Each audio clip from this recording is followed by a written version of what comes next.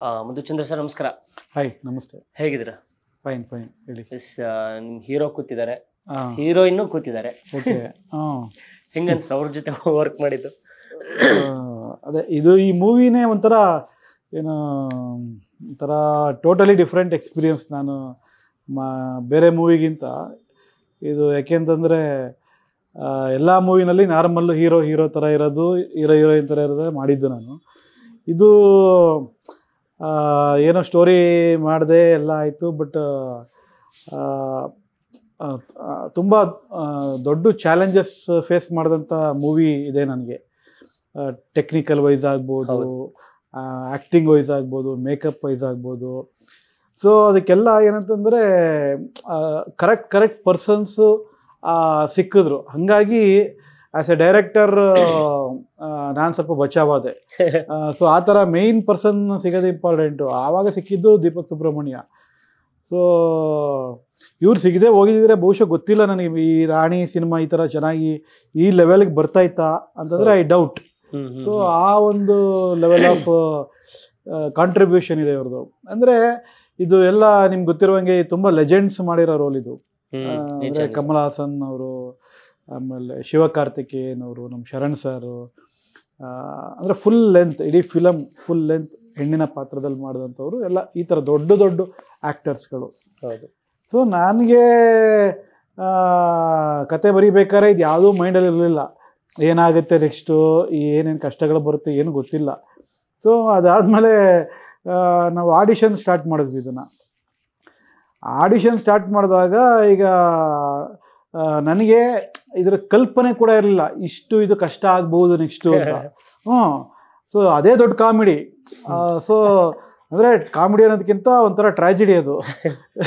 ಎಲ್ಲ ಇನ್ವೆಸ್ಟರ್ಸು ನಮ್ಮದು ಅಂದರೆ ಒಂದು 150 ಜನ ಸಿನಿಮಾಗೆ ಪ್ರೊಡ್ಯೂಸರ್, 150 ಜನ ಆಲ್ಮೋಸ್ಟು ಎಲ್ಲ ಫ್ಯಾಮಿಲೀಸ್ ಸೇರಿ ಈ ಸಿನಿಮಾನ ಪ್ರೊಡ್ಯೂಸ್ ಮಾಡಿದ್ದಾರೆ.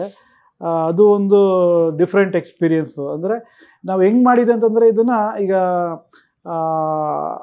ನಾನು ಈ ನಮ್ಮ ಸೆಲ್ಫಿ ಮಮ್ಮಿ ಗೂಗಲ್ ಡ್ಯಾಡಿನೂ ಕೂಡ ಇದೇ ಮಾಡಲಲ್ಲಿ ನಾವು ಮಾಡಿದ್ದು. ಅದರಲ್ಲಿ 40 ಜನ ಪೇರೆಂಟ್ಸ್ ಸೇರಿಕೊಂಡು ಅದನ್ನು ಪ್ರೊಡ್ಯೂಸ್ ಮಾಡಿದರು. ಅದೇನಂದರೆ ಮಕ್ಕಳು ಮೊಬೈಲ್ ಅಡಿಕ್ಷನ್ ಬಗ್ಗೆ ಇತ್ತು ಸಿನಿಮಾ. ಹಾಗಾಗಿ ಬರೀ ಪೇರೆಂಟ್ಸ್ಗಳೇ ಹಾಕ್ಕೊಂಡು ಅವರೇ ಮುಂದೆ ಬಂದರು ಸ್ಟೋರಿ ಎಲ್ಲ ಕೇಳಾದ್ಮೇಲೆ. ಸೊ ಆ ಸಿನಿಮಾದ ಎಕ್ಸ್ಪೀರಿಯನ್ಸ್ ಚೆನ್ನಾಗಿದ್ದರಿಂದ ಸೊ ಈ ಥರ ಒಂದು ಮಾಡೆಲ್ ಮಾಡಿದ್ರೆ ನಮಗೆ ಹೆಲ್ಪ್ ಆಗುತ್ತೆ ಅಂದ್ಬಿಟ್ಟು ನಾವು ಅದರಲ್ಲಿ ಒಂದಷ್ಟು ಜನ ನಾವೆಲ್ಲ ಸೇರಿಕೊಂಡು ಕಂಟಿನ್ಯೂ ಮಾಡಿದ್ವಿ. ಸೊ ಇದು ದೊಡ್ಡ ಬಜೆಟ್ ಸಿನಿಮಾ. ಸ್ವಲ್ಪ ಅದು ಸ್ವಲ್ಪ ಸ್ಮಾಲ್ ಬಜೆಟ್ ಇತ್ತು, ಇದು ಸ್ವಲ್ಪ ದೊಡ್ಡ ಬಜೆಟ್. ಅಂದರೆ ಟೆಕ್ನಿಕಲ್ ವೈಸು ಇಡೀ ಫಿಲಮ್ ಇಂಡಸ್ಟ್ರಿನ ತೋರಿಸ್ಬೇಕು. ಇದರಲ್ಲಿ ಗ್ಲಾಮರ್ ಆಗಿರಬೇಕು, ಪ್ರತಿಯೊಂದು ಅಷ್ಟು ದೊಡ್ಡದಿತ್ತಲ್ವ. ಹಾಗಾಗಿ ಒಂದು 150 ಜನ ಇದಕ್ಕೆ ಇಲ್ಲಿವರೆಗೆ ಜಾಯ್ನ್ ಆಗಿದ್ದಾರೆ ನಮ್ಮ ಕೋ ಪ್ರೊಡ್ಯೂಸರ್ಸ್ ಆಗಿ. ಸೊ ಮೇಯ್ನ್ ಇದರಲ್ಲಿ ಫಸ್ಟ್ ನಮಗೆ ಪ್ಲಸ್ ಆಗಿದೆ ಏನಂತಂದರೆ ನಾನು ಎಲ್ರಿಗೂ ಸ್ಟೋರಿ ನರೇಟ್ ಮಾಡ್ತಾಯಿದ್ದೆ. ಸೊ ಇದು ಕ್ರೌಡ್ ಫಂಡೆಡ್ ಸಿನಿಮಾ ಆದರೂ ಕೂಡ ಯಾರು ಬ್ಲೈಂಡಾಗಿ ದುಡ್ಡು ಹಾಕಿಲ್ಲ ಇದರಲ್ಲಿ. ಸೊ ನಾನು ಸುಮಾರು ಒಂದು 600-700 ಜನಕ್ಕೆ ಕತೆ ಹೇಳಿದ್ದೀನಿ ಸ್ಟಾರ್ಟಿಂಗಲ್ಲೇ. ಆಯಿತಾ? ಸೊ ಅದಕ್ಕೆ ಹೇಳಿದ್ದು ಇದು ಕಾಮಿಡಿನ ಟ್ರ್ಯಾಜಿಡಿನ ಅಂತ ನೀವು ಹೇಳಬೇಕು ಅಂತ.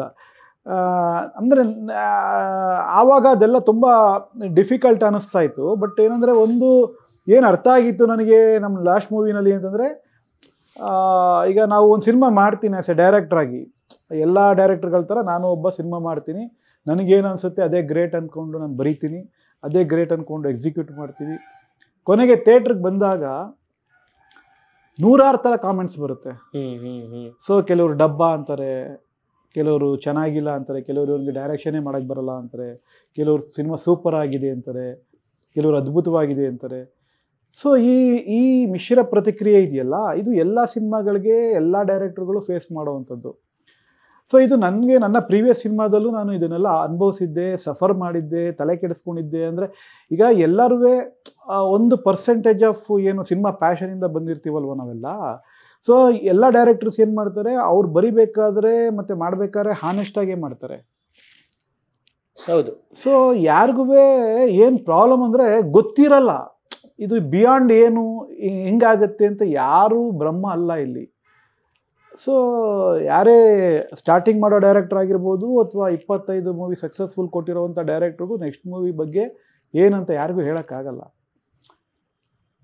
ಅಂದರೆ ಅಷ್ಟು ಅನ್ಸರ್ಟನಿಟಿ ಇರುತ್ತೆ. ಅಂದರೆ ಇದು ಲಕ್ಷಾಂತರ ಕೋಟ್ಯಾಂತರ ಜನರ ಮೈಂಡ್ನ ಪ್ರಿಡಿಕ್ಟ್ ಮಾಡೋಕ್ಕೆ ಯಾರ ಕೈಯಿಂದ ಆಗುತ್ತೆ ಅಲ್ವಾ? ಯಾರ ಕೈಯಿಂದನೂ ಆಗಲ್ಲ. ಅಂದರೆ ಓವರಾಲ್ ಆಗೊಂದು ಮಾಡ್ತೀವಿ ಅಷ್ಟೇ. ಆಮೇಲೆ ಈಗ ನಮ್ಮ ಥರ ಮೀಡಿಯಮ್ ಸಿನಿಮಾಗಳು, ಮೀಡಿಯಮ್ ಬಜೆಟ್ ಸಿನಿಮಾಗಳು, ಸ್ಮಾಲ್ ಬಜೆಟ್ ಇಂಡಿ ಫಿಲಮ್ಗಳು ಇದೆಲ್ಲ ಅಂತಂದರೆ ಇದು ಇನ್ನೂ ಕಷ್ಟ. ಅಂದರೆ ನೀವು ಕಂಡುಹಿಡಿಯೋಕ್ಕಾಗಲ್ಲ ಇದನ್ನು ಎಷ್ಟು ಜನ ರಿಸೀವ್ ಮಾಡ್ತಾರೆ, ಎಷ್ಟು ಜನ ರಿಸೀವ್ ಮಾಡೋಕ್ಕಾಗಲ್ಲ. ಸೊ ಇದೆಲ್ಲ ನಾನು ಬೇರೆ ಬೇರೆ ಸಿನಿಮಾಗಳ ಮೂಲಕನೂ ನೋಡಿದ್ದೆ, ನನಗೂ ಕೂಡ ಎಕ್ಸ್ಪೀರಿಯೆನ್ಸ್ ಆಗಿತ್ತು.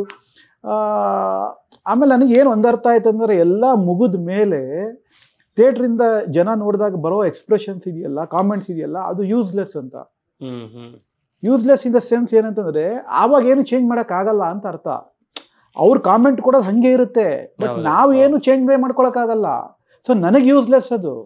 ನಾನು ನೆಕ್ಸ್ಟ್ ಮೂವಿನಲ್ಲಿ ಕಲ್ತ್ಕೋತೀನಿ, ನೆಕ್ಸ್ಟ್ ಮೂವಿ ಮಾಡೋ ಅಷ್ಟರಲ್ಲಿ ನಮ್ಮದು ತಿಥಿ ಆಗಿರುತ್ತೆ ಅಲ್ವಾ? ಮತ್ತೆ ಇನ್ನೊಬ್ಬರು ಪ್ರೊಡ್ಯೂಸರ್ ಸಿಕ್ಕಿ ಆಮೇಲೆ ಒಂದು ಸಿನಿಮಾ ಚೆನ್ನಾಗಿಲ್ಲ ಅಂತ ಕಾಮೆಂಟ್ ಬರ್ತದಂಗೆ ಆ ಸಿನಿಮಾದ ಹಿಂದೆ ಒಬ್ಬ ಡೈರೆಕ್ಟ್ರು, ಇಡೀ ಟೀಮ್ ಮಾಡಿದಂಥ ಪರಿಶ್ರಮ ಪ್ರತಿಯೊಂದು ಎಲ್ಲ ಹೊರಟೋಗುತ್ತೆ. ಯಾರು ಅದನ್ನು ಕನ್ಸಿಡರೇ ಮಾಡಲ್ಲ. ಸಕ್ಸಸ್ ಆದರೆ ಮಾತ್ರ ಇಲ್ಲಿ ಎಲ್ಲ ಕನ್ಸಿಡರ್ ಮಾಡ್ತಾರೆ. ಫೇಲ್ ಆದರೆ ಇಲ್ಲಿ ಏನಂದರೆ ಎಲ್ಲ ಬರೀ ಅದೇ ಥರ ಲೆಕ್ಕ ತಾನೆ, ಸಕ್ಸಸ್ಸು ಫೇಲ್ಯೂರು ಆ ಲೆಕ್ಕಾಚಾರ ನಡೆಯುತ್ತಿಲ್ಲಲ್ಲ. ಸೊ ಏನೋ ಒಂದು ಪರಿಶ್ರಮ ಹಾಕಿದ್ದಾರೆ, ಅವ್ರು ಏನೊಂದು ಪ್ಯಾಷನೇಟಾಗಿ ಮಾಡಿದ್ದಾರೆ, ಅದರ ಹಿಂದೆ ಇರೋ ಆನೆಸ್ಟಿ ಏನಿದೆ ಯಾವುದೂ ಕನ್ಸಿಡರೇ ಆಗಲ್ಲ ಕೊನೆಗೆ. ಸೊ ಅದು ಎಲ್ಲರಿಗೂ ಒಂದು ಪೇಯ್ನ್ ಆಗುತ್ತೆ. ಎವ್ರಿಬಡಿ ಗೋಸ್ ಅಂಡರ್ ಡಿಪ್ರೆಷನ್ನು, ಒಂಥರ ಸಫರಿಂಗ್ ಇರುತ್ತೆ. ಸೊ ಇದೆಲ್ಲ ನಾನು ನೋಡ್ತೀನಿ, ನಾನು ಅನುಭವಿಸ್ತೀನಿ. ಎಲ್ಲ ಮಾಡಿದಾಗ ನನಗೇನು ಅನಿಸಿದೆ ಅಂದರೆ ಏನಾದ್ರು ಒಂದು ಏನೋ ಆಸರೆ ಅಂತ ಕರಿತೀವಲ್ವ ಹಿಡ್ಕೊಳ್ಳೋಕ್ಕೆ. ಅಂದರೆ ಬರ್ತಾ ಕ್ರಿಟಿಕಲ್ ಆಗ್ತಾಯಿದೆ ಫಿಲಮ್ ಇಂಡಸ್ಟ್ರಿ. ಇದು ಅಂದರೆ ಬೇರೆ ಬೇರೆ ನೂರಾರು ಚಾನಲ್ಗಳು, ಈ ಕಂಟೆಂಟ್ ಕ್ರಿಯೇಟರ್ಸು ಎಲ್ರಿಗೂ ಅವರೇ ಹೀರೋ, ಯಾರು ಬೇರೆ ಹೀರೋ ನೋಡೋಕ್ಕೆ ಹೋಗ್ತಾಯಿಲ್ಲ. ಸೊ ಯೂಟ್ಯೂಬಲ್ಲಿ ನೂರಾರು ಫಿಲಮ್ಸ್ಗಳು ಬರ್ತಾಯಿದೆ, ಶಾರ್ಟ್ ಮೂವೀಸ್ಗಳು ಬರ್ತಾಯಿದೆ. C day by day it's become very very complication. So ಇದ್ರ ಮಧ್ಯ ನಾವು ಏನು ಒಂದು ಸಿನಿಮಾ ಮಾಡಬೇಕಂತ ಪ್ಯಾಷನೇಟಾಗಿ ಬಂದಿದ್ದೀವಿ, ನಮಗೆ ಉಳಿಗಾಲ ಎಲ್ಲಿ? ಅಂದರೆ ನಮ್ಮನ್ನು ಯಾರು ಉಳಿಸಲ್ಲ, ನಾವೇ ಉಳಿಸ್ಕೋಬೇಕು. ಸೊ ನಾವೇ ಉಳಿಸ್ಕೋಬೇಕಂತಂದರೆ ನಾವು ಏನು ಎಕ್ಸ್ಟ್ರಾಡಿನರಿ ಎಚ್ಚರಿಕೆಯಿಂದ ಇರಬೇಕು ಅಂತ ನಮಗೆಲ್ಲ ನನಗನ್ನಿಸ್ತಾ ಇದೆ. ಸೊ ಆವಾಗ ಏನು ಎಚ್ಚರಿಕೆಯಿಂದ ಇರಬೇಕಂದ್ರೆ ಏನು ಮಾಡೋದು? ಆವಾಗ ನನಗೆ ಏನು ಒಂದು ಅನಿಸಿದೆ ಅಂತಂದರೆ, ಸೊ ಈಗ ಲಾಸ್ಟಲ್ಲಿ ಜನರ ಏನು ಒಪಿನಿಯನ್ ಏನಿದೆಯಲ್ಲ ಅದನ್ನು ಫಸ್ಟೇ ತೊಗೊಳಕ್ಕೆ ಸಾಧ್ಯನಾ?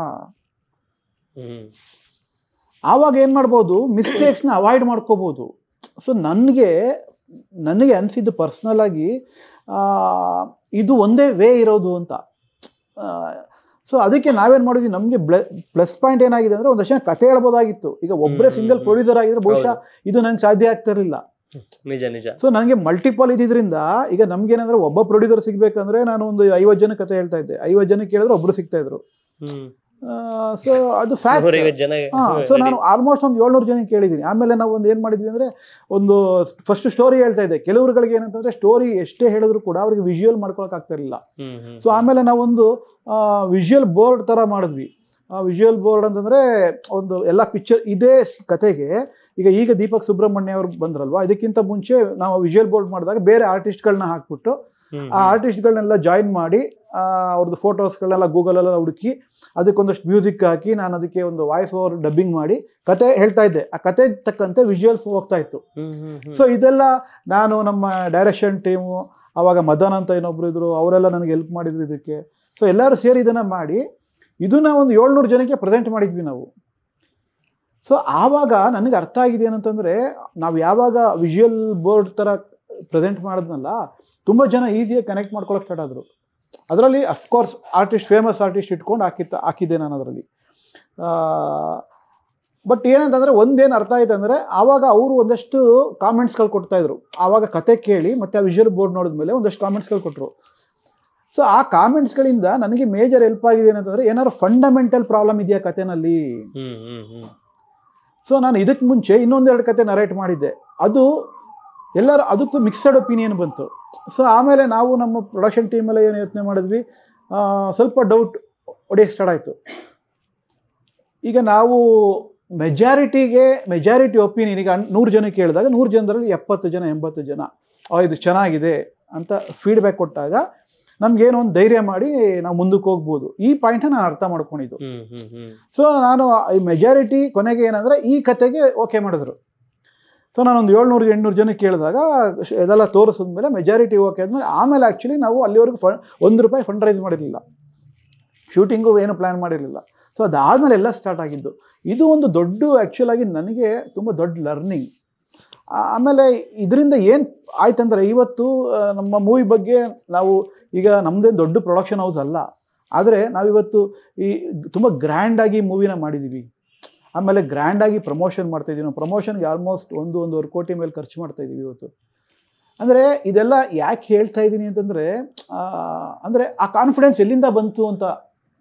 ಸೊ ಇನ್ವೆಸ್ಟ್ ಮಾಡೋರಿಗೆ ಎಲ್ಲಿಂದ ಬಂದಿದೆ ಅಂತಂದರೆ ಬರೀ ನನ್ನೊಬ್ಬನಿಂದ ಬಂದಿಲ್ಲ, ಅಷ್ಟೊಂದು ಜನ ಹೇಳಿದಾರಲ್ವಾ. ಸೊ ಅದು ಅಷ್ಟು ಸುಲಭವಾಗಿ ಸುಳ್ಳಾಗಕ್ಕಾಗಲ್ಲ.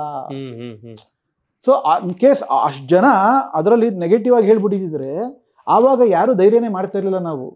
ಸೊ ಈಗ ಸಿಂಗಲ್ ಪ್ರೊಡ್ಯೂಸರ್ದಾಗ ಏನಾಗುತ್ತೆ, ಈ ಒಂದು ಪ್ರಾಬ್ಲಮ್ ಬರುತ್ತೆ ಅವ್ರಿಗೆ, ಈಗ ಡೈರೆಕ್ಟ್ರಿಗೆ ಮತ್ತು ಪ್ರೊಡ್ಯೂಸರ್ಗೆ ಚೆನ್ನಾಗಿರುತ್ತೆ ಅನ್ಸುತ್ತೆ, ನಾವು ಮಾಡಿಬಿಡ್ತೀವಿ. ಆಮೇಲೆ ಲಾಸ್ಟಲ್ಲಿ ಬೇರೆ ಬೇರೆ ಒಪಿನಿಯನ್ಗಳು ಬಂದಾಗ ಚೆನ್ನಾಗಿಲ್ಲ, ಹಂಗಿದೆ ಹಿಂಗಿದೆ, ಅದನ್ನು ಹೆಂಗೆ ತೊಗೋಬೇಕಂತಾನೆ ಗೊತ್ತಾಗಲ್ಲ. ಸೊ ಆ ಒಂದು ವಿಷಯದಲ್ಲಿ ನಾನು ಲಕ್ಕಿ ಅಂತ ಹೇಳ್ಬೋದು. ಆಮೇಲೆ ಅಂದರೆ ಇದರಲ್ಲಿ ಎಲ್ಲದರಲ್ಲೂ ಪ್ಲಸ್ ಮೈನಸ್ ಇರುತ್ತಲ್ವ. ಸೊ ಇದರಲ್ಲಿ ಅಡ್ವಾಂಟೇಜಸ್ ಡಿಸ್ಅಡ್ವಾಂಟೇಜಸ್ ಇರುತ್ತೆ. ಅಷ್ಟು ಜನನ ಸೇರಿಸ್ಬೇಕು, ನಾವು ಬೇಗ ಸ್ಟಾರ್ಟ್ ಮಾಡ್ತೀವಿ ಅಂತ ಅಂದ್ಕೊಡಿ. ದೀಪಕ್ ಸುಬ್ರಹ್ಮಣ್ಯ ಅವ್ರ ಪಪ್ಪ ಏನು ಸಿಂಗಲ್ ಅದು ಏನಂದರೆ ಅದಕ್ಕೆ 15 kg ಕಮ್ಮಿ ಆಗಬೇಕಾಗಿತ್ತು ಈ ರೋಲ್ಗೆ. ಸೊ ನಾನು ಹೇಳಿದೆ ಇವರು ಏನು ಬೇಕಾದ್ರೂ ಮಾಡ್ತೀನಿ ಅಂತ. ಇವರು ಅಷ್ಟು ಲೆವೆಲ್ ಡೆಡಿಕೇಶನ್ ಇವರು, ಆಯಿತಾ. ಸೊ ಹೇಳಿದ್ರು ಆಯಿತು ಅಂತ ನಾನು ಹೇಳಿಬಿಟ್ಟೆ. ಆಮೇಲೆ ನಾವು ಅಂದ್ಕೊಂಡಿದ್ದು ಏನು ಶೂಟಿಂಗ್ ಒಂದು 4 ತಿಂಗಳಲ್ಲಿ ಮುಗಿದೋಗುತ್ತೆ ಅಂತ ಅಂದ್ಕೊಂಡು ಮಾತಾಡ್ಕೊಂಡಿದ್ದು. ಶೂಟಿಂಗ್ 1.5 ವರ್ಷ ಆಯಿತು. ಯಾಕೆಂದರೆ ಇಷ್ಟು ಜನ ಇದ್ರಲ್ವಾ, ಮತ್ತೆ ಇನ್ನೊಂದು ಜನ ಎಷ್ಟು ನಾವು ಇದು ಅಂದ್ಕೊಂಡಿದ್ದಕ್ಕಿಂತ ಸ್ವಲ್ಪ ಬಜೆಟ್ ಜಾಸ್ತಿ ಆಗ್ತಾಯಿತ್ತು. ಏನು ಕ್ವಾಲಿಟಿ ಬರಬೇಕು ಅನ್ನೋ ಒಂದೇ ಒಂದು ಕಾರಣಕ್ಕೆ. ಆಮೇಲೆ ನಮಗೆ ಎಕ್ಸ್ಪೆಕ್ಟೇ ಮಾಡದಿರೋಕ್ಕಾಗದಿರೋ ಅಷ್ಟು ಪ್ರಾಬ್ಲಮ್ ಬರ್ತಾಯಿತ್ತು ಇದರಲ್ಲಿ. ಅಂದರೆ ಆ್ಯಸ್ ಎ ಹುಡುಗಿಯಾಗಿ ನಮಗೇನು ಒಂದು ಪಾಯಿಂಟ್ ಏನಂದರೆ, ಇಡೀ ಕನ್ನಡ ಇಂಡಸ್ಟ್ರಿಯಲ್ಲಿ ನಂಬರ್ 1 ಹೀರೋಯಿನ್ ಆಗಿಬಿಡ್ತಾನೆ ಇವನು ಕಥೆನಲ್ಲಿ.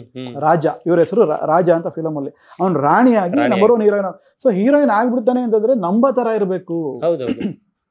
ಈವನ್ ದೋ ಇಟ್ಸ್ ಕಾಮಿಡಿ, ಈ ಕಾಮಿಡಿನಲ್ಲಿ ಲಾಜಿಕ್ಕೇ ಇಲ್ಲ ಅಂತಂದರೆ ಅದು ಅಂದರೆ ಕಥೆಯಲ್ಲಿ ಬೇರೆ ಥರ ಲಾಜಿಕ್ ಇರಲ್ಲ. But when U see that ನೋಡ್ತಾ ಇರಬೇಕಾದ್ರೆ ಹೆಂಗೆ ಇವಳು ಹೆಂಗೆ ಹೀರೋಯಿನ್ ಆಗ್ಬಿಡ್ತು ಅಂತ ಯಾರು ಅಂದರೆ ಅಲ್ಲೇ ಫಿಲಮ್ ಬಿದ್ದೋಗುತ್ತೆ. ನಿಜ ನಿಜ. ಸೊ ಅದಕ್ಕೋಸ್ಕರ ತುಂಬ ಅದ್ರ ಸುತ್ತ ಏನೇನು ಬೇಕು ಏನು ಆವಾಗಲೇ ನನಗೆ ಅರ್ಥ ಆಗಿದೆ. ಈಗ ನನಗೆ ಹುಡುಗಿರದ್ದು ಈ ಕಾಸ್ಟ್ಯೂಮ್ಸ್ ಬಗ್ಗೆ, ಮೇಕಪ್ ಬಗ್ಗೆ, ಇಯರಿಂಗ್ಸು, ನೈಲ್ ಪಾಲಿಶು, ಆಳು ಮೂಳು 28 ಇದೆ. ನನಗೆ ನಿಜ ಗೊತ್ತಿರಲಿಲ್ಲ ಏನುವೆ.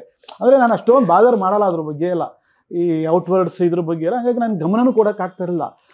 ಬಟ್ ನನಗಿಂತ ಹೆಚ್ಚಾಗಿ ಗಮನ ಕೊಟ್ಟವರು ಅಂತಂದರೆ ಇವರು ಮತ್ತು ನಮ್ಮ ಇನ್ನೊಬ್ಬರು ಫಣೀಂದ್ರ ಅಂತ ಅವರಲ್ಲಿ ಕೂತಿದ್ದಾರೆ. ಅವರು ನಮ್ಮ ಎಕ್ಸಿಕ್ಯೂಟಿವ್ ಪ್ರೊಡ್ಯೂಸರು. ಅವರಿಬ್ರು ಸಖತ್ತು ಇದ್ರ ಬಗ್ಗೆ ಅಟೆನ್ಷನ್ ಕೊಡೋರು. ಅಟೆನ್ಷನ್ ಕೊಟ್ಟಿದ್ರಿಂದ ಇಷ್ಟು ಬ್ಯೂಟಿಫುಲ್ ಆಗಿ ಇವತ್ತೇನು ಈಗ ಇದು ನೋಡಿದ್ರೆ ನಾವು ಫಸ್ಟ್ ಇದನ್ನ ನಮ್ದು ಪೋಸ್ಟರ್ ಬಿಟ್ಟವಲ್ಲ, ತುಂಬ ವೈರಲ್ ಆಯಿತು. ಈ ಪೋಸ್ಟರೇ ವೈರಲ್ ಆಗಿದ್ದು ನಮಗೆ. ಅದಕ್ಕೆ ಇವತ್ತು ಇದನ್ನ ಇಟ್ಕೊಂಡಿದ್ದೀವಿ. ಸೊ ಎಷ್ಟೊಂದು ಜನಕ್ಕೆ ಹೋಗಿ ತೋರಿಸಿದಾಗ ಯಾರಿಗೂ ಕೂಡ ಇದು ದೀಪಕ್ ಸುಬ್ರಹ್ಮಣ್ಯ ಅಂತ ಕಂಡಿಡಿಯೋಕೆ ಆಗಿರಲಿಲ್ಲ. ಆವಾಗ ಇವರು ಕೂಡ ಇವ್ರದ್ದು ಸೀರಿಯಲ್ ಫೇಮಸ್ ಲಕ್ಷ್ಮೀ ನಿವಾಸ. ಆಮೇಲೆ ನಾವು ಹೇಳಿದಾಗ ದೀಪಕ್ ಸುಬ್ರಹ್ಮಣ್ಯ ಅಂತ ಎಲ್ಲರೂ ಸಖತ್ ಶಾಕಿಂಗ್ ರಿಯಾಕ್ಷನ್ಗಳು ಕೊಡೋರು. ಸೊ ಅಂದರೆ ಈ ಥರ ಅಥೆಂಟಿಕ್ ಮಾಡೋದಕ್ಕೆ ಆ ಮೇಕಪ್, ಈಗ ನಮ್ಮ ಇನ್ನೊಬ್ಬರು ಮೇಕಪ್ ಅವರು ಸುಮಾ ಅಂತ ಇದ್ದಾರೆ, ಅವರು ತುಂಬ ಕಷ್ಟಪಟ್ಟಿದ್ದಾರೆ. ಆಮೇಲೆ ಡಿಜಿಟಲ್ ಮೇಕಪ್ ಅಂತ ನಾವು ಈ ಮೂವಿನಲ್ಲಿ ಒಂದು ಮಾಡಿಸಿದ್ದೀವಿ. ಸೊ ಈಗ ನೀವು ದೊಡ್ಡ ದೊಡ್ಡ ಆರ್ಟಿಸ್ಟ್ಗಳಿಗೆಲ್ಲ ಈಗ ಫಾರ್ ಎಕ್ಸಾಂಪಲ್ ಸ್ವಲ್ಪ ಹೊಟ್ಟೆ ದಪ್ಪ ಇದ್ದರೆ 6 ಪ್ಯಾಕ್ ಮಾಡೋಕ್ಕೆ ಅಥವಾ ಕಣ್ಣು ಕೆಳಗಡೆ ಎಲ್ಲ ಕಪ್ಪು ದಪ್ಪ ಅದೆಲ್ಲ ತೆಗಿತಾರೆ. ಅದಕ್ಕೆ ಡಿಜಿಟಲ್ ಮೇಕಪ್ ಅಂತ ಕರಿತೀವಿ. ಸೊ ಅದನ್ನು ನಾವು ಇಲ್ಲಿ ಮಾಡಿಸಿದ್ದೀವಿ, ಎಕ್ಸ್ಟೆನ್ಸಿವ್ ಆಗಿ ಮಾಡಿಸಿದ್ದೀವಿ. ಸೊ ಹಾಗಾಗಿ ತುಂಬ ಬ್ಯೂಟಿಫುಲ್ಲಾಗಿ, ಅಂದರೆ ಇವ್ರ ಮೇಕಪ್ಪಿಂದ ಇವ್ರ ಡೆಡಿಕೇಶನಿಂದ ಎಷ್ಟು ಕಂಡ್ರು ಅಷ್ಟು ನಮ್ಗೆ ಸಮಾಧಾನನೇ ಆಗ್ತಿರಲಿಲ್ಲ, ಇನ್ನೂ ಚೆನ್ನಾಗಿ ಕಾಣಬೇಕು ಅಂತ. ಸೊ ಅದರಲ್ಲಿ ಈಗ ನಮ್ಮ ಫಣೀಂದ್ರ ಅವರು ಇದ್ದಾರಲ್ಲ ಎಕ್ಸಿಕ್ಯೂಟಿವ್ ಪ್ರೊಡ್ಯೂಸರ್, ಅವರು ಹಗಲು ರಾತ್ರಿ ಕೂತ್ಕೊಂಡು ಆ ಡಿಜಿಟಲ್ ಮೇಕಪ್ನ ಮಾಡ್ಸೋಕ್ಕೆ, ಅಂದರೆ ಅದರಲ್ಲೆಲ್ಲ ನಮಗೆಲ್ಲ ತುಂಬ ಹೊಸದೆಲ್ಲ. ಸೊ ಎಲ್ಲರಿಗೂ ಹೊಸದು ಇಡೀ ಟೀಮಲ್ಲಿ. ಒಂದು ಚಿಕ್ಕ ಕರೆಕ್ಷನ್ ಮಾಡಬೇಕಂತಂದರೆ ಇವತ್ತು ಒಂದು ಚಿಕ್ಕ ಕರೆಕ್ಷನ್ ಹೇಳಿದ್ರೆ 3 ತಿಂಗಳು ಹಿಡಿತಾಯ್ತು ಆ ಕರೆಕ್ಷನ್ ಮಾಡೋದಕ್ಕೆ. ಸೊ ಹಂಗಾಗಿ ಇದು ಎಂಟೈರ್ ಪ್ರೋಸೆಸ್ ಇದೆಯಲ್ಲ, so it's A very beautiful learning. ಆ ಜರ್ನಿನೇ ಲರ್ನಿಂಗ್. ಅಂದರೆ ಯಾವುದೇ ಸಿನಿಮಾ ನಾಳೆ ಏನಾಗುತ್ತೆ ಯಾರಿಗೂ ಗೊತ್ತಿರಲ್ಲ. ಸೊ ಆ ಜರ್ನಿ ಏನು ಮಾಡ್ತೀವಲ್ವಾ ಅದು ಅದರಲ್ಲಿ ಎಷ್ಟು ಕಲ್ತ್ಕೊಂಡ್ವಿ ಅಂತ ನಾನಿವತ್ತು ಅಂದ್ಕೊಂಡ್ರೆ ಐ ಲರ್ನ್ ಎ ಲಾಟ್, ತುಂಬ ಕಲ್ತ್ಕೊಂಡಿದ್ದೀನಿ. ಸೊ ಆ ಕಲ್ತ್ಕೊಂಡಿದ್ರಲ್ಲಿ ಮೇನ್ ಮುಖ್ಯ ಭಾಗ ಇವರು. ಸೊ ಇವರು ಥಿಯೇಟ್ರ್ ಹಿನ್ನೆಲೆಯಿಂದ ಬಂದಿರೋರು. ಸೊ ಒಬ್ಬ ನಟ ಆ್ಯಕ್ಟಿಂಗಿಗೆ ಹೆಂಗೆ ಪ್ರಿಪೇರ್ ಆಗಬೇಕು ಅಂತ ನಾನು ಆ್ಯಕ್ಚುಲಿ ಇವ್ರ ಹತ್ರ ತುಂಬ ಕಲ್ತ್ಕೊಂಡಿದ್ದೀನಿ. ಅಂದರೆ ಈಗ ಡೈರೆಕ್ಟರ್ ಅಂತಂದರೆ ಈಗ ನಮಗೆ ಎಲ್ಲ ವಿಷನ್ ಇರುತ್ತೆ, ಹಿಂಗೆ ಬರಬೇಕು ಎಲ್ಲ ಇರುತ್ತೆ. ಬಟ್ ಆದರೆ ಆ ಮಾಡೋರು ಅವರೇ ತಾನೇ. ಹೌದು. ಸೊ ಆ ಮಾಡಬೇಕಾದಾಗ ಅದನ್ನು ಎನ್ಹ್ಯಾನ್ಸ್ ಮಾಡ್ತಾರಲ್ಲ. ಸೊ ಎನ್ಹ್ಯಾನ್ಸ್ ಮಾಡೋದಕ್ಕೆ ಪ್ರಿಪ್ರೇಷನ್ ಇರಬೇಕು. ಆ ಚಿಕ್ಕ ಪ್ರಿಪ್ರೇಷನ್ನು ಇವರು ತುಂಬ ಚೆನ್ನಾಗಿ ಆ ಥಿಯೇಟ್ರಿಂದ ಬಂದಿರೋದ್ರಿಂದ ಹಿನ್ನೆಲೆಯಿಂದ ತುಂಬ ಚೆನ್ನಾಗಿ ಮಾಡ್ತಾಯಿದ್ರು. ನಾನು ಇವರಿಂದನೇ ಎಷ್ಟೊಂದು ಕಲಿತೆ. ಇಷ್ಟೊಂದು ಪ್ರಿಪ್ರೇಷನ್ ಮಾಡ್ಕೋತಾರಲ್ವ, ಎಷ್ಟೊಂದು ಯೋಚನೆ ಮಾಡ್ತಾರಲ್ವ ಪಾತ್ರದ ಬಗ್ಗೆ. ಅದು ತುಂಬ ಅದ್ಭುತವಾಗಿ ಮಾಡ್ತಾಯಿದ್ರು. ಆಮೇಲೆ ಈ ನಮ್ಮ ಇವರು ಮಂಜಾ ಇದ್ದಾರಲ್ಲ, ಸೊ ಇವ್ರು ಹೆಂಗೆ ಅಂತಂದರೆ ಈಗ ಇವರು ರಂಗಭೂಮಿ, ಅವರು ರಂಗಭೂಮಿ. ಅವರು ತುಂಬ ಸ್ಪಾಂಟೇನಿಯಸ್, ಆನ್ ದ ಸ್ಪಾಟ್ ಟಕ್ ಟಕ್ ಟಕ್ ಟಕ್ ಟಕ್ ಅಂತ ಈಗ ಸ್ಕ್ರಿಪ್ಟ್ನ ಸಖತ್ ಇಂಪ್ರೂವೈಸ್ ಮಾಡಿ ಕಾಮಿಡಿ ಪಂಚಿಂಗ್ಗಳ ಡೈಲಾಗ್ಗಳೆಲ್ಲ ಹೊಡಿತಾಯಿದ್ರು. ಅಂದರೆ ಮೆಥಡ್ ಆ್ಯಕ್ಟಿಂಗ್ ಅಂತ ಆ ಥರ ಏನಿರಲ್ಲ ಅಂತಂದರೆ ಎರಡು ಬೇರೆ ಬೇರೆ ಥರ ಇರುತ್ತೆ, ಎರಡೂ ಎಫೆಕ್ಟಿವ್ ಆಗಿ ಬರಬಹುದು ಅಂತ ನನಗೆ ಅರ್ಥ ಆಯ್ತು ಅವಾಗ. ಸೊ ಇವರು ಚೆನ್ನಾಗಿ ಮಾಡ್ತಾರೆ, ಅವರು ಚೆನ್ನಾಗಿ ಮಾಡ್ತಾರೆ. ಸೊ ಆ ಥರ ಅಂದರೆ ನಾವು ಕಲ್ತ್ಕೊಂಡಾಗ ಆ್ಯಸ್ ಎ ಡೈರೆಕ್ಟರ್ ಅಥವಾ ಈಗ ಇದರಲ್ಲಿ ನಾನು ಆ್ಯಕ್ಟ್ ಮಾಡಿದ್ದೀನಿ, ಅದೊಂದು ದೊಡ್ಡ ಪ್ರಾಬ್ಲಮ್. ಅದಕ್ಕೆ ಈಗ ಹೇರ್ ಸ್ಟೈಲು ಇವೆಲ್ಲ ಡೈರೆಕ್ಟರ್ ಅಂದರೆ ಹಿಂಗೆಲ್ಲ ಇರಲ್ಲ ಅಲ್ವಾ, ಸ್ವಲ್ಪ ತಲೆ ಕೂದಲು ಕೆದರ್ಕೊಂಡು ಇರಬೇಕು. ಅದು ಬೇರೆ. ಈಗ ಅಂದರೆ ಅದರಲ್ಲಿ ಒಂದು ಡೈರೆಕ್ಟರ್ ರೋಲ್ ಬರುತ್ತೆ. ಹಾಗಾಗಿ ನಾವು ತುಂಬ ಜನಕ್ಕೆ ಅಪ್ರೋಚ್ ಮಾಡಿದ್ವಿ, ಡೇಟ್ ಸಮಸ್ಯೆ ಆಯಿತು, ನಮ್ಮ ಬಜೆಟ್ ಏನೇನೋ. ನಿಜವಾದ ಡೈರೆಕ್ಟರ್ಗಳನ್ನೇ ಕೇಳಿದ್ರೆ ಅಥವಾ ಇಲ್ಲ ಆರ್ಟಿಸ್ಟ್ಗಳು ಕೇಳಿದ್ವಿ. ಅಂದರೆ ರೋಲ್ ಅದು ಪಾತ್ರ. ಸೊ ಹಾಗಾಗಿ ಆಮೇಲೆ ಕೊನೆಗೆ ನಾನು ಒಂದಷ್ಟು ಜನಕ್ಕೆಲ್ಲ ನರೇಟ್ ಮಾಡ್ತಾಯಿದ್ದೆ. ನಮ್ಮ ಟೀಮೆಲ್ಲ ಅವಾಗ ನೀವೇ ಮಾಡಿ ಅಂತಂದರು. ನಾನು ಥಿಯೇಟ್ರಲ್ಲಿ ತುಂಬ ಮಾಡಿದ್ದೀನಿ. ಸೊ ಒಂದೇನೋ ಆ್ಯಕ್ಟಿಂಗ್ ಮಾಡ್ಬೇಕಂದ್ರೆ ಹುಚ್ಚಿರಲಿಲ್ಲ. ಆಮೇಲೆ ಸೊ ಡೈರೆಕ್ಟರ್ ರೋಲೇ ಅಲ್ವಾ, ಆಯಿತು ಮಾಡೋಣ ಅಂದ್ಕೊಂಡು ಸ್ಟಾರ್ಟ್ ಮಾಡಿದ್ದು. ಮಾಡಿದ ಮೇಲೆ ಅದೊಂದು ಚಾಲೆಂಜು. ಮತ್ತು ಈಗ ಡೈರೆಕ್ಷನ್ ಮಾಡೋದಲ್ಲದೆ ಸೊ ಆವಾಗ ನಾನು ಇವ್ರುಗಳಿಂದ ತುಂಬ ಕಲಿತೆ. ಅಂದರೆ ಇವರು ಹಿಂಗೆ ರೆಡಿ ಮಾಡ್ಕೋತಾರೆ, ಏನು ಟಕ್ ಅಂತ ಹೆಂಗೆ ಮಾತಾಡ್ತಾರೆ, ಎಕ್ಸ್ಪ್ರೆಷನ್ಸ್ ಹೆಂಗೆ ಕೊಡ್ತಾರೆ, ಅದನ್ನು ಅಬ್ಸರ್ವ್ ಮಾಡ್ತಾ ಇದ್ದಾಗ ಸೊ ಕಲಿಕೆ ಯಾವತ್ತು ಮ್ಯೂಚುವಲ್ ಅಲ್ವಾ. ಸೊ ಯಾರಿಂದ ಬೇಕಾದರೂ ಕಲಿಬೋದು. ಸೊ ಆ ಆ್ಯಂಗಲಲ್ಲಿ ನನಗೆ ಇಷ್ಟೊಂದು ಲರ್ನಿಂಗ್ಗಳಾಗಿ ಕೊಟ್ಟಿದ್ದಂಥ ಸಿನಿಮಾ ಇದು. ತುಂಬ wonderful journey as A director ಆಗಿ, ತುಂಬ ವಂಡರ್ಫುಲ್ ಜರ್ನಿ ನನಗಿದು ಸಿನಿಮಾ. ಸರ್, ಅವರು ಆ್ಯಸ್ ಎ ಡೈರೆಕ್ಟರ್ ಆಗಿ, ಆ್ಯಸ್ ಎನ್ ಆ್ಯಕ್ಟರ್ ಆಗಿ ಏನು ಡಿಫ್ರೆನ್ಸ್ ಇದೆ ಅವರಲ್ಲಿ? I think as a director ಆಗಿ ಮಧು ಸರ್ ಸ್ಕ್ರಿಪ್ಟಲ್ಲಿ ಎಷ್ಟು ಕೆಲಸ ಮಾಡಿಬಿಟ್ಟಿದ್ರು ಅಂದರೆ, ಅವ್ರು ಹೇಳ್ದಂಗೆ ಬರೀ ನರೇಷನ್ ಅಲ್ಲ, ಅದ್ರ ಬಗ್ಗೆ ತುಂಬ ಯೋಚನೆ ಮಾಡಾಗಿತ್ತು ಅವರು. ಸೊ ಯಾವುದೇ ಒಂದು ಸನ್ನಿವೇಶ ಬಂದಾಗ ಅವ್ರಿಗಾಗಲೇ ವಿಜುವಲೈಸೇಷನ್ ಕ್ಲಿಯರ್ ಇರ್ತಿತ್ತು, ನಂಗೆ ಇದು ಬೇಕು ಅಂತ. ಬಟ್ ಅವ್ರು ಎಷ್ಟು large hearted as a director ಅಂದರೆ, ಅದನ್ನು ಆ ಚೌಕಟ್ಟನ್ನು ಬಿಟ್ಟು ಮೀರಿ ಕೆಲಸ ಮಾಡ್ತಿದ್ರು ನಾವು, ಅವ್ರು ನಿಲ್ಲಿಸ್ತಾ ಇರಲಿಲ್ಲ. ಹಿ ವುಡ್ ವೇಟ್, ನೋಡೋರು ಎಲ್ಲಿವರೆಗೆ ಹೋಗಿ ಮುಟ್ಟುತ್ತೆ, ಏನಾಗಬಹುದು. ಆ ಲಿಬರ್ಟಿ ಆ್ಯಕ್ಟರ್ಸಿಗೆ ತುಂಬ ಇಂಪಾರ್ಟೆಂಟ್. ಯಾಕೆಂದರೆ ಎಲ್ಲಿ ಪಾಸಿಬಿಲಿಟಿ ಆಫ್ ಫೇಲ್ಯೂರ್ ಇರಲ್ಲ, ಅಲ್ಲಿ ಕಲಿಕೆ ಇರಲ್ಲ, ಅಥವಾ ಅಲ್ಲಿ ಹೊಸತನ ಇರಲ್ಲ. ಸೊ ಅದಕ್ಕೆ ನಾವು ತುಂಬ ಕಷ್ಟ ಕೊಟ್ಬಿಟ್ಟಿದ್ವಿ ಮಧು ಸರ್ಗೆ. ಅಂದರೆ ಸ್ಕ್ರಿಪ್ಟ್ ಲೆವೆಲಲ್ಲೇ ಹೋಗ್ಬಿಟ್ಟು ಸರ್ ಇದನ್ನ ಹಂಗೆ ಮಾಡೋಣ ಹಿಂಗೆ ಮಾಡೋಣ ಅಂತ ಕಷ್ಟ ಕೊಡೋದಾಗಲಿ, ಅಥವಾ ಆನ್ ಸೆಟ್ ಬಂದಾಗ. ಸೊ ಇದನ್ನೆಲ್ಲ ನಾವು ನೋಡಿದ್ವಿ. ಆ್ಯಂಡ್ ಬೇರೆ ಡೈರೆಕ್ಟರ್ಸು ನಮ್ಮನ್ನು ಹಾಗೆ ಡೈರೆಕ್ಟ್ ಮಾಡಿದ್ದಾರೆ, ನಮ್ಗೊಂದು ಖುಷಿ ಇತ್ತು. ಬಟ್ ಇವರೇ ಆ್ಯಕ್ಟಿಂಗ್ ಮಾಡೋವಾಗ ಪ್ಲಸ್ ಸ್ಕ್ರೀನ್ ಶೇರ್ ಮಾಡೋವಾಗ ಎರಡು ಸೆನ್ಸಿಬಿಲಿಟಿನೂ ಇರಬೇಕಾಗಿತ್ತು ಅವ್ರಿಗೆ. ಯಾಕೆಂದರೆ ಒಂದು ಪಾತ್ರವಾಗಿ ನಮ್ಮ ಪಾತ್ರ ಹೇಗೆ ಕಾಣ್ತಿದೆ ಅನ್ನೋ ನಿದರ್ಶನ ಆಕ್ಟರ್ಸ್ ಆಗಿ ನಮ್ಗೆ ಇರಬೇಕು. ಜೊತೆಗೆ ಸ್ಪೇಸಲ್ಲಿ ಹೆಂಗೆ ವರ್ಕ್ ಆಗ್ತಿದೆ, ಎಮೋಷನ್ ಯಾವ್ದ್ರಲ್ಲಿದೆ, ಸೀಸನ್ ಎಲ್ಲಿಂದ ಶುರು ಮಾಡ್ತಾ ಇದೀವಿ, ಎಮೋಷನಲ್ಲಿ ಎಲ್ಲಿಗೆ ಮುಟ್ತಾ ಇದೀವಿ ಅಂತ. ಈ ದೊಡ್ಡ ಕ್ಯಾನ್ವಾಸ್ ಅನ್ನು ಸಿನಿಮಾ ಮಾಡುವಾಗ usually directors end to end cutting ನೋಡ್ಕೊಂಡ್ಬಿಟ್ಟಿರ್ತಾರೆ. ಎಡಿಟಿಂಗ್ ಅಲ್ಲಿ ನಂಗೆ ಹಿಂಗೆ ಬೇಕು ಹಂಗೆ ಮಾಡ್ಬೋಣ.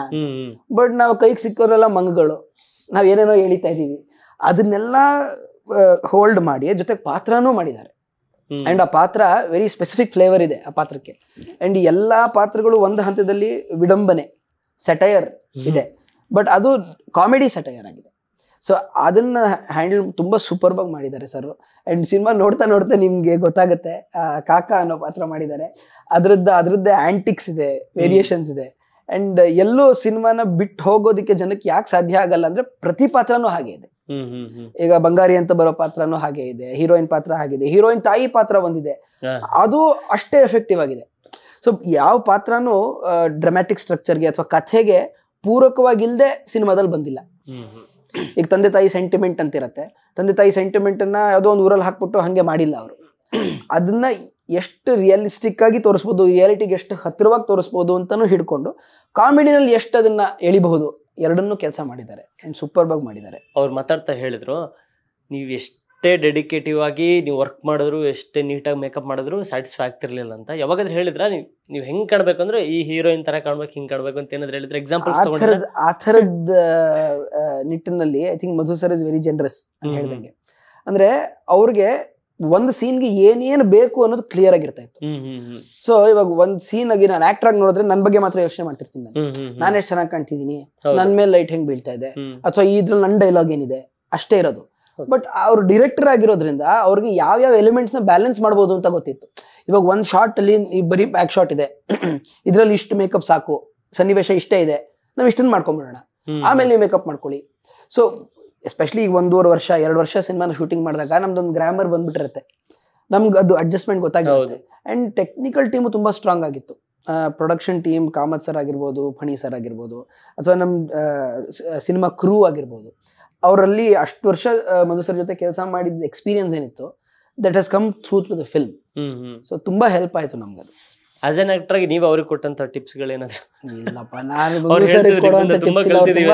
ತುಂಬಾ ಹಂಬಲ್ ಆಗಿ ಅದನ್ನ ಹೇಳ್ಬಿಟ್ರು. ಅಲ್ಲ ಹಂಗೇನಿಲ್ಲ, ಅಂದ್ರೆ ಈಗ ಅದು ನೀವು ಟಿಪ್ಸ್ ನನ್ ಕೇಳಬೇಕು ಅಲ್ವಾ. ಸೊ ಅಂದ್ರೆ ಈಗ ನನಗೆ ಏನು ಅರ್ಥ ಆಗಿದೆ ಅಂತಂದ್ರೆ, ನಾನು ಥಿಯೇಟರ್ ಮಾಡಿದ್ದೆ, ಬಟ್ ಅಂದ್ರೆ ಇವರು ನನಗಿಂತ ಜಾಸ್ತಿ ಮಾಡಿದ್ದಾರೆ, ಥಿಯೇಟರ್ ಜಾಸ್ತಿ ಮಾಡಿದ್ದಾರೆ. ಸೊ ಹಂಗಾಗಿ ಪ್ರಿಪ್ರೇಷನ್ ಆಫ್ ಅನ್ ಆಕ್ಟರ್ ಅದು ಈಗ ಏನಂದ್ರೆ ಇವರೆಲ್ಲ ನೋಟ್ಸ್ ಮಾಡ್ಕೋತಾ ಇದ್ರು. ಆ ಪಾತ್ರದ ಹಿನ್ನೆಲೆ ಏನು, ಆ ಪಾತ್ರ ಎಲ್ಲಿ ಹುಟ್ಟಿತು ಆ ಪಾತ್ರ, ಸೊ ಅವನು ಡೈಲಿ ಲೈಫಲ್ಲಿ ಹೆಂಗಿರ್ತಾನೆ, ಬೇಜಾರಾದಾಗ ಹೆಂಗಿರ್ತಾನೆ, ಖುಷಿಯಾಗದಾಗ ಹೆಂಗಿರ್ತಾನೆ, ಆಮೇಲೆ ಯಾವ ಥರ ಕಾಸ್ಟ್ಯೂಮ್ ಹಾಕ್ತಾನೆ ಅವನು. ಸೊ ಈ ಥರ ಇನ್ ಡೀಟೇಲಾಗಿ ಮಾಡಿಕೊಂಡು ಒಂದ್ಸರಿ ನನಗೆ ಇದನ್ನೆಲ್ಲ ಶೇರ್ ಮಾಡಿದ್ರು. ನನಗೆ ಆವಾಗಲೇ ಅರ್ಥ ಆಗಿದ್ದು, ಹಿಂಗೆಲ್ಲ ಮಾಡ್ಕೋಬೋದಲ್ವಾ ಒಬ್ಬ ಆ್ಯಕ್ಟರ್ ಆಗಿ. ನಾವು ಡೈರೆಕ್ಟ್ರು ಅಂದರೆ ನಾವು ಆ್ಯಸ್ ಎ ರೈಟರ್ ಆದಾಗಲೂ ಕೂಡ ಕ್ಯಾರೆಕ್ಟರ್ ಸ್ಕೆಚ್ ಮಾಡಬೇಕಾದ್ರೆ ನಾವು ಇದನ್ನೆಲ್ಲ ಬರ್ಕೋತೀವಿ. ಬಟ್ ಆ್ಯಸ್ ಎನ್ ಆರ್ಟಿಸ್ಟ್ ಅವ್ರು ಬರ್ಕೊಂಡ್ರಲ್ಲ ಪ್ರಿಪ್ರೇಷನ್ಗೆ, ಅದು ನನಗೆ ಸಖತ್ ಇಷ್ಟ ಆಯಿತು. ಆಮೇಲೆ ನಮ್ದು ಅವರು ಬರ್ಕೊಂಡಿದ್ರಿಂದ ನನಗೆ ಆ ಕ್ಯಾರೆಕ್ಟರ್ಗೆ ಇನ್ನೊಂದಷ್ಟು ಹೊಳಹುಗಳು ಸಿಕ್ತು. ನಾನು ಯೋಚನೆ ಮಾಡಿರಲಿಲ್ಲ. ಸೊ ಅಂತಂದರೆ ಆವಾಗ ದಟ್ ಈಸ್ ಕಾಲ್ಡ್ ಏನು ಮ್ಯೂಚುವಲ್ ಬೆನಿಫಿಷಿಯಲ್. ಆಮೇಲೆ ಅದರಿಂದ ಇಂಪ್ರೂವೈಸ್ ಮಾಡ್ತೀವಿ ನಾವು. ಸೊ ಏನಂದರೆ ಇಲ್ಲಿ ಯಾರು ಏನು ಹೇಳ್ತಾರೆ, ಯಾರು ಈಗ ಡೈರೆಕ್ಟ್ರು, ಇವನು ಆ್ಯಕ್ಟರು, ಅವ್ನು ಕ್ಯಾಮ್ರಾಮ್ಯಾನು, ಇದೆಲ್ಲ ಹೋಗಬೇಕು ಅಲ್ವಾ. ನಾವೆಲ್ಲ ಒಂದು ಟೀಮ್ ಥರ ಮಾಡಿದಾಗ ಸೊ ಯಾರು ಹೇಳಿದ್ರು ಅನ್ನೋದು ಇಂಪಾರ್ಟೆಂಟೇ ಆಗಲ್ಲ. ಸೊ ಕೊನೆಗೆ ಬೆಸ್ಟ್ ಚೆನ್ನಾಗಿ ಬರುತ್ತಾ ಅಷ್ಟೇ ಇಂಪಾರ್ಟೆಂಟು. ಸೊ ಹಂಗಾಗಿ ನನಗೆ ಆ ಫೀಲಿಂಗ್ ಎಲ್ಲ ಏನಿಲ್ಲ, ಮೊದಲಿಂದ ಆ ಥರ ಎಲ್ಲ ಇಲ್ಲ. ಅಂದರೆ ಚೆನ್ನಾಗಿರೋದು ಯಾರು ಹೇಳಿದ್ರು ನಾವು ಅದನ್ನು ಕಲ್ತ್ಕೊಳ್ಳೋಣ, ಅದನ್ನು ಕಲ್ತ್ಕೋಬಾರ್ದು ಅಂತ ಏನಿದೆ. ಈಗ ನಮ್ಮ ಡೈರೆಕ್ಷನ್ ಟೀಮಲ್ಲಿ ಈಗ ನಮ್ಮ ಹರೀಶ್ ಇದ್ದಾರೆ, ಸಿದ್ದು, ಸತೀಶ್ ಅಂತ, ಇನ್ನೊಬ್ಬರು ಚಂದ್ರಕಾಂತ್ ಅಂತ ಇದ್ದರು, ಮುಂಚೆ ಮದನ್ ಅಂತ ಇದ್ದರು. ನಾವೆಲ್ಲ ಎಷ್ಟು ಡಿಸ್ಕಸ್ ಮಾಡಿದ್ದೀವಿ ಸ್ಟೋರಿ ಸ್ಕ್ರೀನ್ ಪ್ಲೇ ಬಗ್ಗೆ ಅಂತಂದರೆ, ಎಷ್ಟು ತುಂಬ ವರ್ಷನ್ಗಳು, ತುಂಬ ಡ್ರಾಫ್ಟ್ಗಳು. ಸೊ ಅಂದರೆ ಆಮೇಲೆ ಪ್ರತಿ ಸರಿ ಜನಕ್ಕೆ ತೋರಿಸ್ದಾಗಲೂ ಕೂಡ ಅವರು ಏನೇನು ಪಾಯಿಂಟ್ಸ್ಗಳು ಮೇಜರಾಗಿ ಇದು ಬೇಡ, ಇದು ಹಿಂಗೆ ಅಂತ ಹೇಳಿದ್ರು ಅದನ್ನೆಲ್ಲ ಚೇಂಜ್ ಮಾಡ್ಕೊಂಡಿದ್ದೀವಿ ನಾವು. ಸೊ ಅದೆಲ್ಲ ನಮಗೆ ಏನು ಸಿನಿಮಾಗೆ ಹೆಲ್ಪ್ ಆಗುತ್ತೆ ಕೊನೆಗೆ. ಈಗ ನಮಗೆ ಅಷ್ಟೊಂದು ಜನ ಪ್ರೊಡ್ಯೂಸರ್ಸ್ ಒಬ್ಬೊಬ್ಬರು ಅಂದರೆ ಕೆಲವು ಸರಿ ನನಗೆ ಗೊತ್ತಾಗ್ತಾ ಇರಲಿಲ್ಲ ಸಡನ್ನಾಗಿ, ಅಂದರೆ ಇವ್ರು ಯಾಕೆ ಹಿಂಗೆ ಹೇಳ್ತಾ ಇದ್ದಾರೆ, ಅದೇ ಚೆನ್ನಾಗಿದೆ ಅಂತ ನಮ್ಗನ್ಸಿತ್ತು. ಅದಾದಮೇಲೆ ಇನ್ನೊಂದು ದೊಡ್ಡ ಕತೆ ಚೆನ್ನಾಗಿದೆ ಅಂದರೆ, ನಾವು ಆಲ್ರೆಡಿ ಸಿನಿಮಾನ ಒಂದು 2,000 ಜನಕ್ಕೆ ತೋರಿಸಿದ್ದೀವಿ, ಶೋ ಮಾಡಿದ್ದೀವಿ ಆ್ಯಕ್ಚುಲಾಗಿ, ಆಯಿತಾ. ಒಂದು 10 ಶೋ ಮಾಡಿದ್ದೀವಿ ಇದುವರೆಗೆ. ಅಂದರೆ ನಮ್ಮದು 150 ಜನ ಪ್ರೊಡ್ಯೂಸರ್ಸ್ ಅಲ್ವಾ. ಸೊ ನಾವು ಸ್ವಲ್ಪ ಏನು ಟೆಸ್ಟ್ ಮಾಡಬೇಕು ಸಿನಿಮಾನ. ಆಮೇಲೆ ಇನ್ನೊಂದಷ್ಟು ನಮಗೆ ಪ್ರಮೋಷನ್ಗೆಲ್ಲ ಬಜೆಟ್ ಬೇಕಾಗಿತ್ತು. ಸೊ ಆ ಬಜೆಟ್ ಎಲ್ಲ ರೈಸ್ ಮಾಡೋದಕ್ಕೆ ಒಂದಷ್ಟು ಶೋಗಳು ಮಾಡಿದ್ವಿ ನಾವು. ನಮ್ಮ ಪ್ರೊಡ್ಯೂಸರ್ಸ್ಗಳು ಇದ್ದಾರಲ್ಲ, ಅವ್ರವ್ರ ಫ್ರೆಂಡ್ಸು, ಅವ್ರವ್ರ ಸರ್ಕಲನ್ನು ಕರ್ಕೊಂಬಂದರು. ಕರ್ಕೊಂಬಂದಾಗ ನಾವು ಇಲ್ಲಿ ತುಂಬ ಕಡೆ ಶೋ ಮಾಡಿದ್ವಿ, SRV ಥಿಯೇಟ್ರು 1-2-3 ಕಡೆ ಮಾಡಿದ್ವಿ. ಸೊ ಪ್ರತಿ ಶೋ ಆದಮೇಲೆ ನಾವು ಅವ್ರಿಗೆ ಫೀಡ್ಬ್ಯಾಕ್ ಕೇಳ್ತಾ ಇದ್ವಿ. ಒಂದು ಗೂಗಲ್ ಫಾರಮ್ ಕಳಿಸ್ಬಿಟ್ಟು ನಿಮ್ಗೆ ಏನೇನು ಅನ್ನಿಸ್ತು ಫೀಡ್ಬ್ಯಾಕ್ಗಳು. ಸೊ ಆ ಫೀಡ್ಬ್ಯಾಕಿಂದ ಸಖತ್ ಇಂಟ್ರೆಸ್ಟಿಂಗ್ ಆಗಿರೋ ವಿಷಯಗಳು ನಮ್ಗೆ ಅರ್ಥ ಆಗ್ತಾಯಿತ್ತು. ಫಿಲಮೇ ತೋರಿಸ್ಬಿಟ್ಟಿದ್ದೀವಿ ಇವಾಗ ನಾವು. ಸೊ ಒಂದು ಮೇಜರ್ ಪಾಯಿಂಟ್ ಏನಂದರೆ, ಕೆಲವು ಪಾಯಿಂಟ್ಗಳು ಈಗ ಆಸ್ ಎ ಡೈರೆಕ್ಟರು ನನಗೆ ತುಂಬ ಸಖತ್ತಾಗಿದೆ ಅಂತ ಅನಿಸಿದ್ರ ಬಗ್ಗೆನೇ ನೆಗೆಟಿವ್ ಕಾಮೆಂಟ್ ಬಂತು. ಆಯಿತಾ? ಸೊ ನಾವು ನೆಕ್ಸ್ಟ್ ಶೋನಲ್ಲಿ ಕಟ್ ಮಾಡಿದ್ವಿ ಅದನ್ನು. ಶೂಟ್ ಮಾಡಿದ ಮೇಲೂ ಕೂಡ ಅಂದರೆ ಏನು ಮಾಡೋಕ್ಕಾಗಲ್ಲ. ಅಂದರೆ ನಾನು ಏನು ಹೇಳ್ತಾರೆ, ಇದು ನಮ್ಗೆ ಎಷ್ಟು ಪ್ಲಸ್ ಆಯಿತು ಅಂತ. ಈಗ ನಾವು ಡೈರೆಕ್ಟಾಗಿ ನಾಳೆ ತೋರಿಸ್ಬಿಟ್ಟಿದ್ದರೆ ನಾಳೆನೂ ಅದೇ ಒಪಿನಿಯನ್ ಬರುತ್ತೆ, ಬಟ್ ನಾನು ಎಡಿಟ್ ಮಾಡೋಕ್ಕಾಗಲ್ಲ ಅಲ್ವಾ? ಸೊ ಇದರ ಪ್ಲಸ್ಸು ಅಂದರೆ ಅಂದರೆ ಈಗ ನಾವು ಎಷ್ಟು ಜನಕ್ಕೆ ನಾವು ಫಸ್ಟ್ ತೋರಿಸ್ತೀವಲ್ವಾ, ಅದು ಬಹುಶಃ ತುಂಬ ಒಳ್ಳೆ ಪ್ರಾಸೆಸ್ ಅಂತ ನನಗೆ ಅನಿಸಿದ್ದು. ಯಾಕೆಂದರೆ ನನ್ನ ಎಕ್ಸ್ಪೀರಿಯೆನ್ಸಿಂದ ಅದು ನಿಮಗೆ ನಮ್ಮನ್ನು ಮಿಸ್ಟೇಕ್ಸ್ಗಳನ್ನ ಕಮ್ಮಿ ಮಾಡಿಸ್ತಾ ಬರೋದಕ್ಕೆ ಒಂದು way, one of the way. ಆಮೇಲೆ ನಾವು ಈಗ ಈಗ ಸಿನಿಮಾ ನಮ್ಮ ಟೆಕ್ನಿಷಿಯನ್ಸ್ಗಳು ಅವ್ರಿಗೆಲ್ಲ ತೋರಿಸೋದಕ್ಕಿಂತ, ಯಾಕೆಂದರೆ ಪ್ರತಿಯೊಬ್ಬರು ನಾವೇನು ಮಾಡ್ತೀವಿ, ನಾವು ಫಿಲ್ಮಿಯಾಗಿ ಫಿಲಮ್ನ ನೋಡ್ತೀವಿ. ಹಾಗಾಗಿ ನನಗೆ ನಮ್ಮ ಸಿನಿಮಾ ಸರ್ಕಲ್ಗಳಿಗೆ ತೋರಿಸೋದಕ್ಕೆ ನನಗೆ ಏನು ಅಷ್ಟು ವರ್ಕ್ ಆಗಲ್ಲ ಅನ್ಸುತ್ತೆ. ಯಾಕೆಂದರೆ ಪ್ರತಿಯೊಬ್ಬರು ಈಗ ಒಬ್ಬ ಕ್ಯಾಮ್ರಾಮ್ಯಾನು ಅವ್ರು ಕ್ಯಾಮ್ರಾ ಆ್ಯಂಗಲ್ ನೋಡ್ತಾ ಇರ್ತಾರೆ ಸಿನಿಮಾದಲ್ಲಿ, ಒಬ್ಬ ಮ್ಯೂಸಿಕ್ ಅವ್ರು ಕರ್ಕೊಬರೋ ಬರೀ music point of view movie ನೋಡ್ತಾ ಇರ್ತಾರೆ. ಬಟ್ ಅದು ಅವರ ಒಬ್ಬರ ಪರ್ಸ್ಪೆಕ್ಟಿವ್, ಒಬ್ಬರ ದೃಷ್ಟಿಕೋನ. ಬಟ್ ಅದು ವರ್ಕ್ ಆಗಲ್ಲ ಆ್ಯಕ್ಚುಲ್ ಆಗಿ. ನಮಗೆ ಈಗ ಮಾಮೂಲಿ ಜನಕ್ಕೆ ತೋರಿಸಿದಾಗ ಅವ್ರು ಅದು ಯಾವುದು ನೋಡ್ತಾ ಇರಲ್ಲ, ಅವ್ರು ಸಿಂಪಲ್ ಆಗಿ ನೋಡ್ತಾ ಇರ್ತಾರೆ ಮೂವಿನ. ಅವ್ರು ಮೇಜರ್ ಪಾಯಿಂಟ್ಗಳು ಹೇಳ್ತಾರೆ. ಸೊ ಅದಕ್ಕೆ ನನಗೇನು ಗೊತ್ತಾಗಿದೆ ಅಂದರೆ, ನಾವು ಯಾವ ಚೆನ್ನಾಗಿದೆ ಅಂತ ಅಂದ್ಕೊಂಡಿದ್ವಿ ಅದಕ್ಕೆಲ್ಲ ಏನೇನೋ ಟೆಕ್ನಿಕಲಾಗಿ ಏನೇನೋ ಒದ್ದಾಡಿ ಮಾಡಿದ್ವಿ, ಅದೇ ಚೆನ್ನಾಗಿಲ್ಲ ಅಂತಂದರು. ಆಯಿತಾ? ಸೊ ಅದನ್ನು ಡೈಜೆಸ್ಟ್ ಮಾಡ್ಕೋಬೇಕಲ್ಲ ಫಸ್ಟ್. ನೀವು ಡೈಜೆಸ್ಟ್ ಮಾಡ್ಕೊಳ್ಳೋಕೆ ಟೈಮ್ 1 ತಿಂಗಳಾಯ್ತು ನನಗೆ. ಅಂದರೆ ನಾವು ಅಟ್ಯಾಚ್ ಆಗಿಬಿಟ್ಟಿರ್ತೀವಲ್ಲ ಅದಕ್ಕೆಲ್ಲ. ಸೊ ಅಟ್ಯಾಚ್ಮೆಂಟ್ ಹೋಗೋಕ್ಕೆ ಟೈಮ್ ಹಿಡಿಯುತ್ತೆ ನಮಗೆ. ಆಮೇಲೆ ನಮ್ಗೆ ಅರ್ಥ ಆಗುತ್ತೆ ಇವ್ರು ಏನು ಹೇಳ್ತಾ ಇದ್ದಾರೆ ಅಂತ. ಅಲ್ಲಿವರೆಗೆ ಅರ್ಥನೇ ಆಗಲ್ಲ ಆ್ಯಕ್ಚುಲಾಗಿ ನಮಗೆ. ಸೊ ಅದು ತುಂಬ ದೊಡ್ಡ ಪ್ಲಸ್ ನನಗೆ ಅರ್ಥ ಆಗಿದೆ. ಅಂದರೆ ನಾವು 4 ಜನಕ್ಕೆ ತೋರಿಸಿದ್ರೆ ನಮಗೆ ಗೊತ್ತಾಗುತ್ತೆ. ಸೊ ಕತೆ ಹೇಳಿ ಸಿನಿಮಾ ಮಾಡಿದ್ಮೇಲೂ ಕೂಡ ಈ ಥರ ಆಗುತ್ತೆ ನೋಡಿ. ಇನ್ನು ನಾವು ಡೈರೆಕ್ಟಾಗೆ ಸಿನಿಮಾ ಬಿಟ್ಟಾಗ ಏನೇನಾಗ್ಬೋದು ಅಲ್ವಾ? ಅಂದರೆ ಎಷ್ಟೊಂದು ನಾವು ಅಂದ್ಕೊಳ್ಳೋದಕ್ಕಿಂತ ಎಷ್ಟೊಂದು ಉಲ್ಟಾ ಇರ್ತದೆ ಆ್ಯಕ್ಚುಲಾಗಿ. ಅಂದರೆ ಅಷ್ಟು ಸುಲಭ ಅಲ್ಲ ಗ್ರಹಿಸೋದು, ಅಷ್ಟು ಜನಮಾನಸನ ಗ್ರಹಿಸೋದು. It's not easy. ಹಂಗಾಗ್ಬಿಟ್ಟಿದ್ರೆ ಇವತ್ತು ನಮ್ಮ ಸಕ್ಸಸ್ ರೇಟ್ ತುಂಬ ಜಾಸ್ತಿ ಇರ್ತಾಯಿತ್ತಲ್ವ. ಸೊ ನಾವು ಕಮ್ಮಿ ಇದೆ ಅಂತಂದಾಗ ಮೇಯ್ನಾಗಿ ಅದೇ ಪಾಯಿಂಟ್ ಅರ್ಥ ಮಾಡ್ಕೋಬೇಕಾಗಿರೋದು ಏನಂದರೆ, ನಾವು ನಮಗೆ ಗ್ರಹಿಕೆನಲ್ಲೇ ಎಲ್ಲ ಮಿಸ್ ಹೊಡಿತಾ ಇದೀವಿ ನಾವೆಲ್ಲ. ಆ್ಯಸ್ ಎ ಡೈರೆಕ್ಟರ್ ಇರ್ಬೋದು, ಆ್ಯಸ್ ಎ ರೈಟರ್ ಇರ್ಬೋದು, ಅಲ್ಲೇ ಮಿಸ್ ಹೊಡಿತಾ ಇರೋದು ಅಷ್ಟೇ, ಏನಿಲ್ಲ. ಯಾಕೆ ಮಲಯಾಳಂನ ನಾವೆಲ್ಲ ಎಕ್ಸಾಂಪಲ್ ಕೊಡ್ತೀವಿ, ಮಂಜು ಮೇಲೆ ಬಾಯ್ಸ್ ಕೊಡ್ತೀವಿ, ಪ್ರೇಮಲ ಕೊಡ್ತೀವಿ, ಯಾರು ಮಾತಾಡಿದಾಗ ಈಗಿನ ಪ್ರಸ್ತುತ ಇದರಲ್ಲಿ ಎಲ್ಲ ಅದನ್ನೇ ಆ ಕಡೆ ಅವ್ರು ಮಾಡ್ತಾ ಇಲ್ವಾ, ನಮ್ಗೆ ಯಾಕೆ ಮಾಡೋಕ್ಕಾಗ್ತಾ ಇಲ್ಲ? ಎಕ್ಸಾಕ್ಟ್ಲಿ ರೈಟ್ ಅದು. ಯಾಕೆ ಅಂದರೆ ಅಲ್ಲೂ ಕೂಡ ಪರ್ಸೆಂಟೇಜ್ ಕಮ್ಮಿನೇ, ಅಲ್ಲೂ ಒಂದು 20% ಸಕ್ಸಸ್ ರೇಷಿಯೋ ಅಷ್ಟೇ. ಬಟ್ ನಮ್ಮಲ್ಲಿ 20% ಕೂಡ ಇಲ್ಲ. ಯಾಕೆ ಅಂತಂದರೆ ಇದೇ ಕಾರಣ ಬಹುಶಃ. ಅಂದರೆ ನಮಗೆ ಗ್ರಹಿಕೆನಲ್ಲಿ ಮಿಸ್ ಹೊಡಿತಾ ಇದ್ದೀವಿ ನಾವು, ಗ್ರಹಿಸೋಕ್ಕಾಗ್ತಾ ಇಲ್ಲ ನಮಗೆ ಎಕ್ಸಾಕ್ಟಾಗಿ ಏನು ಬೇಕು ಜನಕ್ಕೆ ಮತ್ತು ನಮಗೇನು ಬೇಕು, ಇವೆರಡರ ಮಧ್ಯ ತುಂಬ ಗ್ಯಾಪ್ ಇರಬಹುದು. ಆ ಗ್ಯಾಪ್ನ ನಾವು ಹೇಗೆ ಕವರ್ ಮಾಡೋದಂದರೆ, ಬಹುಶಃ ನನಗೆ ಅನಿಸಿದೆ ಅಂದರೆ, ನಾವು ಏನೇನೋ ಸುತ್ತಿ ಬಳಸಿ ಮಾಡೋದಕ್ಕಿಂತ ಅವ್ರನ್ನೇ ಕೇಳಬೇಕು, ಅವ್ರಿಗೆ ನಮ್ಮ ಕತೆ ಹೇಳಬೇಕು, ಅವ್ರಿಗೆ ನಮ್ಮ ಸಿನಿಮಾ ಫಸ್ಟ್ ತೋರಿಸ್ಬೇಕು. ಸಿನಿಮಾ ತೋರಿಸೋದು ಎಕ್ಸ್ಪೆನ್ಸಿವ್ ಆ್ಯಕ್ಚುಲಾಗಿ, ಕತೆ ಹೇಳೋದು ಬಹುಶಃ ಪ್ರಾಬಬ್ಲಿ ಬೆಟರ್ ಅಂತ ಅನಿಸುತ್ತೆ. ಆ ಪ್ರೊಸೆಸ್ನ ನಾವು ಮಾಡಿರೋದ್ರಿಂದ ನನಗೆ ಅವ್ರ ಖುಷಿ ಇದೆ. ಅಂದರೆ ಇದನ್ನು ಮೀರಿ ನಾಳೆ ಇನ್ನೇನೋ ತುಂಬ ದೊಡ್ಡ ರಾಂಗ್ ಆಗೋದು ಸಾಧ್ಯ ಇಲ್ಲ. ಯಾಕೆಂದರೆ ನಾವು ಅಷ್ಟೊಂದು ಜನ ಕೇಳಿದಾಗ ಅವರೇ ನಾಳೆ ಸಿನಿಮಾ ನೋಡೋದು. They are the representative. ಈಗ ನಾವು ನಮ್ಮ ಇನ್ವೆಸ್ಟರ್ಸ್ ಗ್ರೂಪಲ್ಲಿ ಎಲ್ಲ ಏಜ್ ಗ್ರೂಪ್ ಅವರು ಇದ್ರು. ಯಂಗ್ಸ್ಟರ್ಸ್ ಇದ್ದಾರೆ, ಮಕ್ಕಳಿದ್ದಾರೆ, 30+ ಇದ್ದಾರೆ, 45+ ಇದ್ದಾರೆ, 60+ ಎಲ್ಲರೂ ಇದ್ದರು. ಸೊ ಆಲ್ಮೋಸ್ಟ್ ಎಲ್ಲರೂ ನೋಡಿದ್ದಾರೆ ಎಲ್ಲರದು. ಸೊ ಇದಕ್ಕಿಂತ ಬೇರೆ ಇನ್ನೇನೋ ಆಗ್ಬಿಡುತ್ತದೆ ಅಂತ ಭಯ ಇವತ್ತು ನಮ್ಗೆ ಯಾರಿಗೂ ಇಲ್ಲ.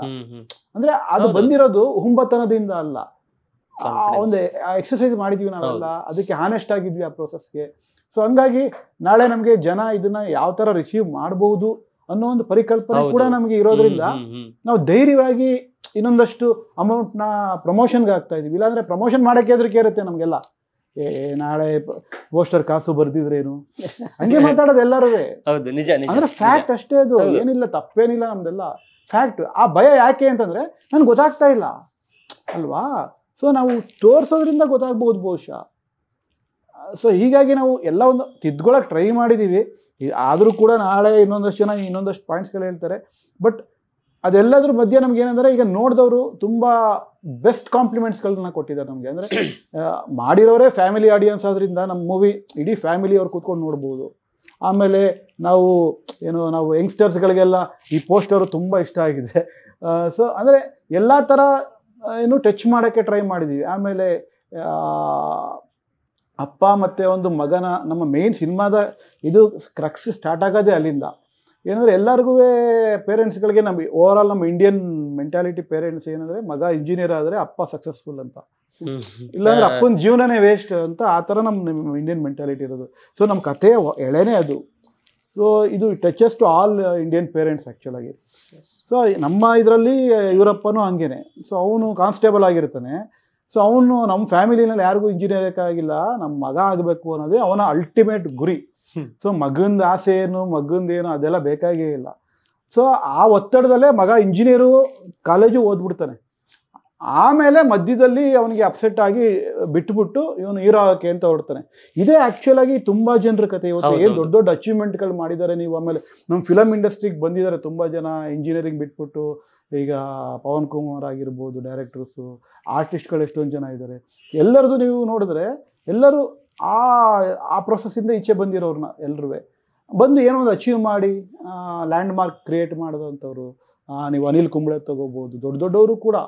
ಸೊ ಅಂದರೆ ಆ ಒಂದು ಎಳೆನ ಇಟ್ಕೊಂಡು ಹೊರಟಾಗ ನನಗೆ ಅನ್ಸಿದೆ ಅದರಲ್ಲಿ ಒಬ್ಬ ಅವನು ಆ್ಯಕ್ಟರ್ ಆಗಬೇಕು ಅಂದ್ಕೊಳ್ಳೋದು ಸಹಜ ಇವತ್ತು.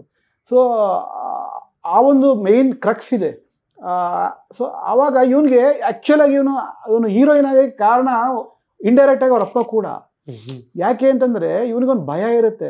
ಈಗ ನೋಡ್ಬಿಟ್ರೆ ಕಂಡಿಡಿದ್ರೆ ಸೊ ಅದು ಒಳಗಡೆ ಸೈಕಲಾಜಿಕಲಿ ಇರುತ್ತೆ ಅದು. ಸೊ ಅವನು ಅಷ್ಟೊಂದು ಒದ್ದಾಡ್ತಾನೆ. ನೆಕ್ಸ್ಟ್ ಹೀರೋಯಿನ್ ಆದ್ಮೇಲೆ ಅವನು ಒಂದೊಂದೆಲ್ಲ ಪಾಡ್ಪಡೋದು ಆಯ್ತಾ. ಅದೆಲ್ಲ ಫಿಲಮಲ್ಲಿ ಮಜಾ ಪಾಡ್ಪಡಿಸಿರೋದು ಇವರೇನೆ. ಅದರಿಂದ ಅಂದರೆ ಅಪ್ಪ ಒಬ್ಬ ಹಂಗ ಇರೋದ್ರಿಂದ ಏನೇನೆಲ್ಲ ಆಗುತ್ತೆ. ಆಮೇಲೆ ಒಂದು ಹಂತದಲ್ಲಿ ಅವ್ರ ಅಪ್ಪನೇ ಆ್ಯಕ್ಚುಲಾಗಿ ಇವನಿಗೆ ಫ್ಯಾನ್ ಆಗ್ಬಿಡ್ತಾನೆ. ಇವನಿಗೆ ಅಂದರೆ ರಾಣಿಗೆ ಫ್ಯಾನ್ ಆಗ್ಬಿಡ್ತಾನೆ. ಅವ್ನಿಗೆ ಗೊತ್ತೇ ಇರಲ್ಲ. ಸೊ ಆ ಥರ ಒಂದು ಕಾಮಿಡಿ ಲೈನ್ ಹೋಗುತ್ತೆ. ಕೊನೆಗೂ ಅವ್ರ ಅಪ್ಪನಿಗೆ ಗೊತ್ತಾಗುತ್ತಾ ಇಲ್ವಾ, ಗೊತ್ತಾದರೆ ಅವ್ನು ಅಕ್ಸೆಪ್ಟ್ ಮಾಡ್ತಾನ. ಸೊ ಏನು ಆ ಎಮೋಷನ್ ಏನು ಹಂಗಂದ್ರೆ ಅವ್ರ ಅಪ್ಪ ಅವ್ನಿಗೆ ರಿಯಲೈಸ್ ಆಗುತ್ತಾ ನಾನು ಮಾಡಿದ ತಪ್ಪ ಅಥವಾ ಆಗೋದೇ ಇಲ್ವಾ. ಸೊ ಇದೆಲ್ಲ ಹೇಳಕ್ಕೆ ಟ್ರೈ ಮಾಡಿದ್ದೀವಿ. ಸರ್ ಸಿನಿಮಾದಲ್ಲಿ ನಿಮ್ಮ ಮತ್ತೆ ಮಂಜನ ಕಾಂಬಿನೇಷನ್ ಒಂಥರ ವರ್ಕ್ ಆಗುತ್ತೆ, ನಿಮ್ಮ ಮತ್ತು ಹೀರೋಯಿನ್ ಕಾಂಬಿನೇಷನ್ ಒಂಥರ ವರ್ಕ್ ಆಗುತ್ತೆ, ನಿಮ್ಮ ಮತ್ತು ಡೈರೆಕ್ಟರ್ ಅಂದ್ರೆ ಸಿನಿಮಾದಲ್ಲಿರುವಂಥ ಡೈರೆಕ್ಟರ್ ಕೂಡ ಒಂದು ಕಾಂಬಿನೇಷನ್ ಬರುತ್ತೆ. ಡೆಫಿನೆಟ್ಲಿ ಆ ಕಾಂಬಿನೇಷನ್ ಬಗ್ಗೆ ಹೇಳಿ. ಸೊ ಇವಾಗ ಒಬ್ಬ ಡೈರೆಕ್ಟರ್ ಆಗಿ ಒಂದು ಸಿನಿಮಾ ಮಾಡಬೇಕು ಅಂತಿದ್ದಾನೆ ಅಂತಂದರೆ ಆ ಸಿನಿಮಾ ಮಾಡೋವಾಗ ಏನೇನು ತೊಡಕಲು ಬರ್ಬೋದು, ಅವ್ರ ಕಾಸ್ಟ್ ಆ್ಯಂಡ್ ಕ್ರೂ ಹೆಂಗಿರ್ತಾರೆ, ಅವ್ರ ಆ್ಯಟಿಟ್ಯೂಡ್ಸ್ ಹೇಗಿರುತ್ತೆ, ಈ ಥರದ್ದೆಲ್ಲ ಸನ್ನಿವೇಶ ನಾವೆಲ್ಲ ಕೇಳಿರ್ತೀವಿ ಅಥವಾ ಎಲ್ಲೋ ಒಂದು ಮಟ್ಟಕ್ಕೆ ನೋಡಿರ್ತೀವಿ. ಬಟ್ ಡೈರೆಕ್ಟರೇ ಒಂಥರ ಕ್ವರ್ಕಿ ಕ್ಯಾರೆಕ್ಟರ್ ಅದು. ಈಗ ಫಾರ್ ಎಕ್ಸಾಂಪಲ್ ಒಬ್ಬ ಡೈರೆಕ್ಟರ್ ಅನ್ನೋದು ಅವನ ಪ್ರಾಸೆಸ್ಸನ್ನು ಮತ್ತು ಅವನು ಡೈರೆಕ್ಷನ್ ಮಾಡೋ ರೀತಿನ ಬೆಳೆಸ್ಕೊಂಡು ಬರ್ತಾನೆ ಪ್ರತಿ ಸಿನಿಮಾಗೆ. ಸೊ ಇವರು ಒಬ್ಬ ಸ್ಟಾರ್ ಡೈರೆಕ್ಟರ್ ಆ ಸಿನಿಮಾದಲ್ಲಿ. ಅಂದ್ರೆ ಇವರು ಮಾಡಿರೋ ಸಿನಿಮಾ ಎಲ್ಲ ಸಕ್ಸಸ್. ಆ ಥರ ಒಂದು ಉನ್ನತ ಮಟ್ಟದ ಡೈರೆಕ್ಟರ್ ಆಗಿರ್ತಾರೆ. ಆ ಡೈರೆಕ್ಟರು ಒಬ್ಬ ಸ್ಟಾರ್ನ ಬಿಟ್ಟು ಒಬ್ಬ ನಾರ್ಮಲ್ ಹುಡುಗಿನ ಕಾಸ್ಟ್ ಮಾಡ್ತಾರೆ. ಫಸ್ಟ್ ಆಫ್ ಆಲ್ ಅದೇ ಒಂದು ಕ್ಯೂರಿಯಸ್ ಸಿಚುವೇಶನ್.